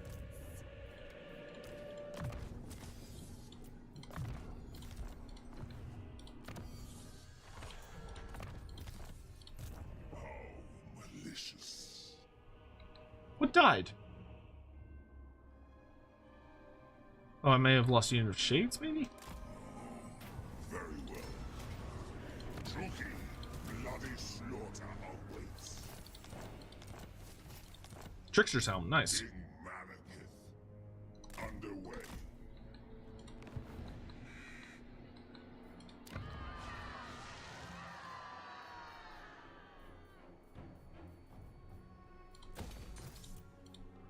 Let's maximize our growth, population growth here, please. Vicious dreadlord. So we got a new black art coming down this way.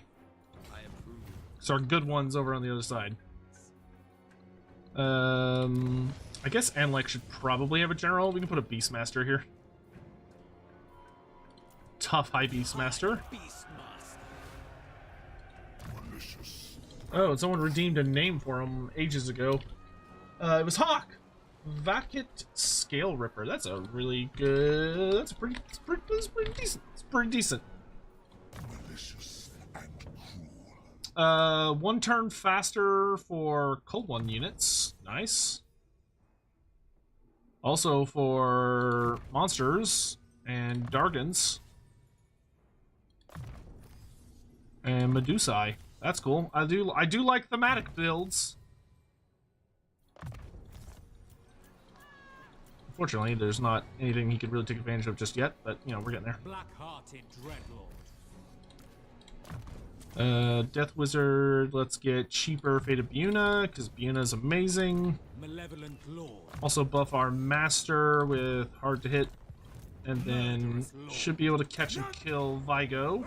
Yep. We will make them bleed. Get out of my lands! Alright, that should actually free up Uriel to invade, Ocean awaits. counter-invade, A black-hearted which is good. Why don't we get Night Lord, because I'm running a lot of Cold One Knights in this army. You can take a point in Arcane Conduit. For our Assassin, we can pick up Bound by Contract and Scavenge. And our Master can get Martial Name! Griefbringer's Discourage, or... oh yeah, 10% more safe. Really good. Favored of the Witch King. For Alyssa Barbstorm. Give us your best lore fact about yourself. Depending on how well you've been around... not a lot of people know I used to be a professional musician long time ago. Feels like 1,000 years ago now.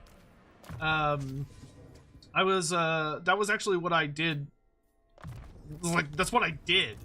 Was that I was a professional musician until I got unfortunately I got a rather traumatic throat injury that put an end to that.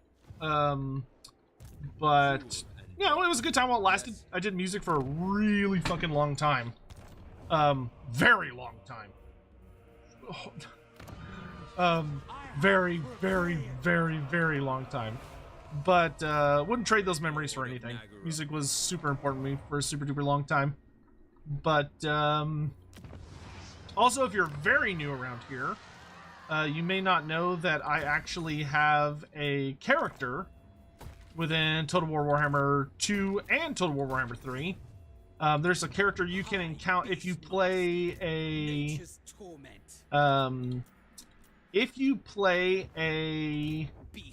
Lizardman campaign with Oxiodal. If you play an Oxiodal campaign, he starts with a character called, I can't remember, the Seeker, the Sacred Plaques or something like that. I forget what the name they ended up giving him was. But he was oh, is Malekith's, no? Whose witch elf is this? Priestess. Whose witch elf is this? Yes. Is it Alyssa's? I think it's oh yeah, it is Alyssa's. Terrible concoction. That's right. That's why I put that regiment down in there. I have just Okay. favored of the Witch King. But what was I saying? Yeah. So, you know, cool stuff, fun things. What instrument did I play? Bass clarinet. Bass clarinet was my... It was my... What?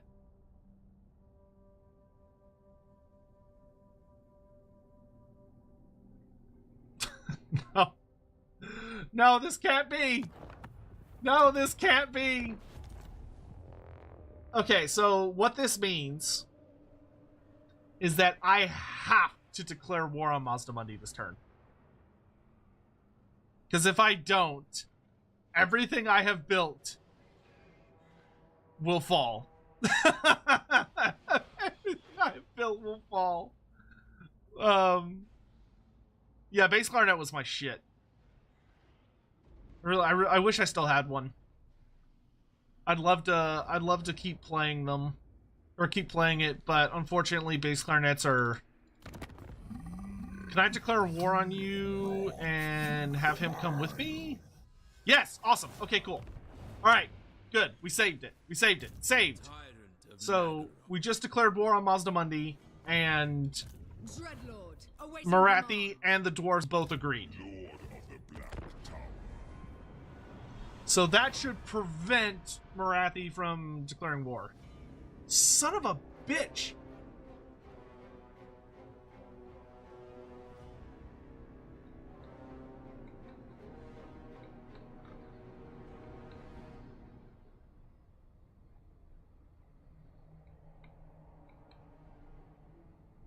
So here's the problem.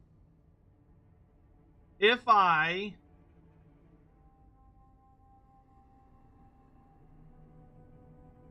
unless I can confederate her, maybe. Because the problem is Marathi owns half of Ulthuan. So if I declare war on Marathi, well, I mean, I do need to take that many settlements anyway. I'm gonna try to finagle it one more time. But if she forces me to choose, I will choose Grombrindal. My cruelty knows no Even though, will I though? Oh god, because if I pick Grombrindal, I will have to successfully take the settlements that she controls on the island, but she is also going to redirect so much shit at me Noble of Nagaroth. that it's like not even funny. From a roleplay perspective, I would much rather betray Marathi. But from a I'm kind of done with this campaign and just want to get it over with perspective, because I need 17 more settlements, I should betray Grombrindal. Now, the good news is, regardless which one of them I betray, I have also... Your time with me is precious, so make known your request.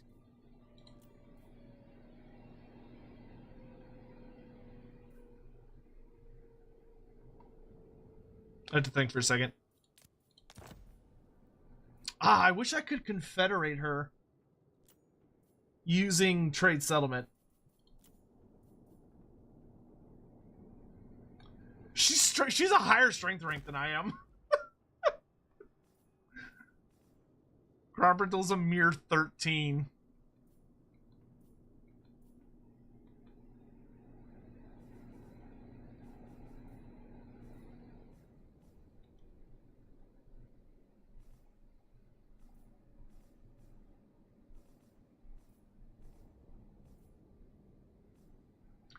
I have not had a dilemma like this in a hot while.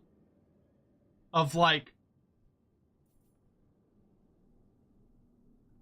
the smart thing to do is to side with Marathi, because Grombrindal's just not that big of a threat. But he's my boy. He's my boy.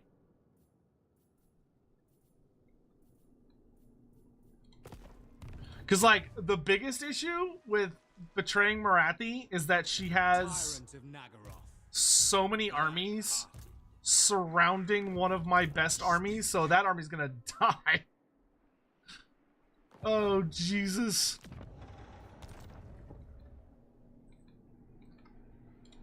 Supreme Sorceress of Grom.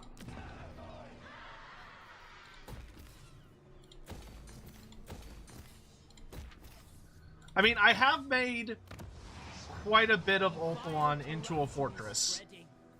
Like, it's not going to be easy for her to take, especially if I make it really, really difficult. I could slow her down a fair bit. But I have been mostly twiddling my thumbs, just building up power, as opposed to building up armies.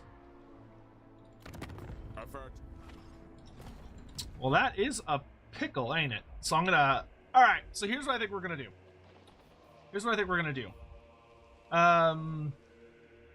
You're welcome. Tell me, what do you need?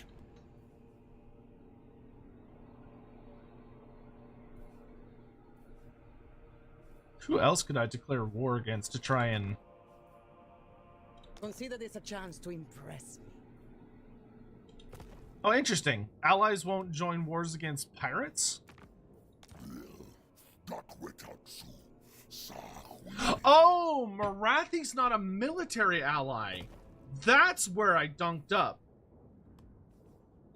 Marathi didn't even join the war. Interesting. Interesting. What is it you see? I am most intrigued to hear. I need Marathi in the war. So if I do this... For Kane. Now she actually has an enemy. So let's see what she does now. This is actually very interesting to me. It worked! It worked! Whoa. Oh, we got Mom distracted by the frog. We dangled the fat frog in front of Mom and she got distracted. Whew. Whew. Saved by the bell. The end is not... Oh, great. Nagash is about to... Or the Tomb Kings are about to wake up. Enlek is besieged? Oh no, whatever will I do? Splat. Satisfy your bloodlust, minions. Even pitiful life has value. Ready to ravage. Holy shit, dude. That was genuinely terrifying. That was genuinely... I was like... Don't do this to me, man. Don't do me like this. Like, I'm in such a potential position to, like, really start to kick things off, only for... only to be defeated at the last moment. Another wretched foul lizard thing. Good, that should placate them. Because they have, like, a big bad enemy now. Holy shit, dude. Good lord, the attrition damage we're taking going after Mortar is bonkers. We have lives to end. Oh nice, we got a wizard dragon now. Enchantress.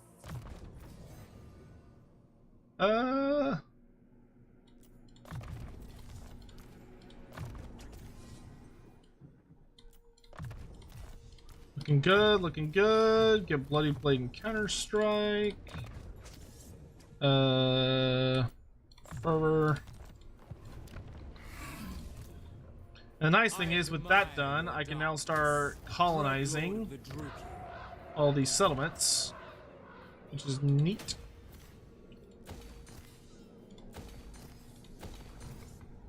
And that gives me... Oh, I don't have quite enough slaves to do that yet. Oh my lord, dude, that was terrifying. That was almost really bad. The whole thing was almost really bad. Nick, thank you for the super chat. Thanks for answering the questions last comments. If you find the time for the vid, could you finish the TK vid with how you want Nagash implemented? Yes. Yes, when... It's not a matter of if, it's a matter of when I get around to doing that video. I will absolutely talk about Nagash. I mean, to be frank... okay, hold on. Actually, I need to answer this smarter. I am going to be talking about Nagash very soon. So I will include him in that video as part of the discussion, but I just want y'all to be aware that, so I'm doing a little series on the channel right now, which is going through all of the different units and lords and characters and whatever from the end times, and we're working backwards. So we started with Archaon. I've already recorded the Thankful video, and it's about to come out either today now or tomorrow. And then Oh yeah, no, I'm not siding with Hellebron. Fuck that noise. I am I don't need Hellebron. Or I am whatchamacallit. So yeah, so thankful either today or tomorrow, or maybe the day after, I don't know, whenever Skeleton's not editing it. And then doing Kane, Glotkin, Nagash. And when we get to Nagash, obviously we're going to talk about him quite a bit. Why is it? What's happening? Why is it stuck? Come on. I don't know whose turn it is, but hurry the fuck up.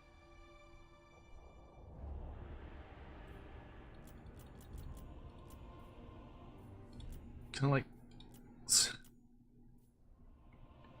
I may have to... Okay, so here's what we're gonna do. Here's what we're gonna do, because it busted there.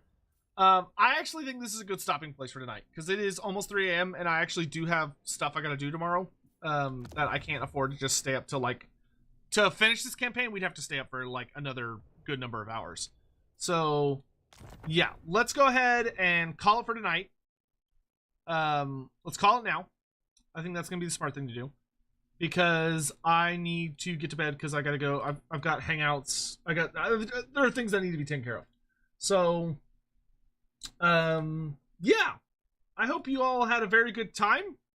I hope you all enjoyed the stream and had fun chatting and hanging out. I deeply appreciate each and every one of you taking the time out of your day to spend time with me. I don't know.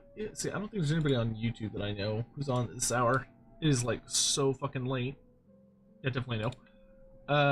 Is there anyone on Twitch we could raid? Yes, there is. How perfect. Yeah. Thank you all again for hanging out with me. And, I am going to go to bed, because I need to. Farmer Jack, did Karl Franz have a champion? Is it lore accurate? Yes, his judicial champion, so like his legal champion, was Ludwig Schwarzhelm. And Ludwig Schwarzhelm served him for a long time and also served his father. And he's a badass. Ludwig Schwarzhelm is great. So check him out. But, anywho, hope you all have a lovely day. I will see y'all again soon. And keep your eyes out for the next End Times Focus video on the YouTube channel. And we'll go from there. So please take care. Have a lovely day. Good night. Outro.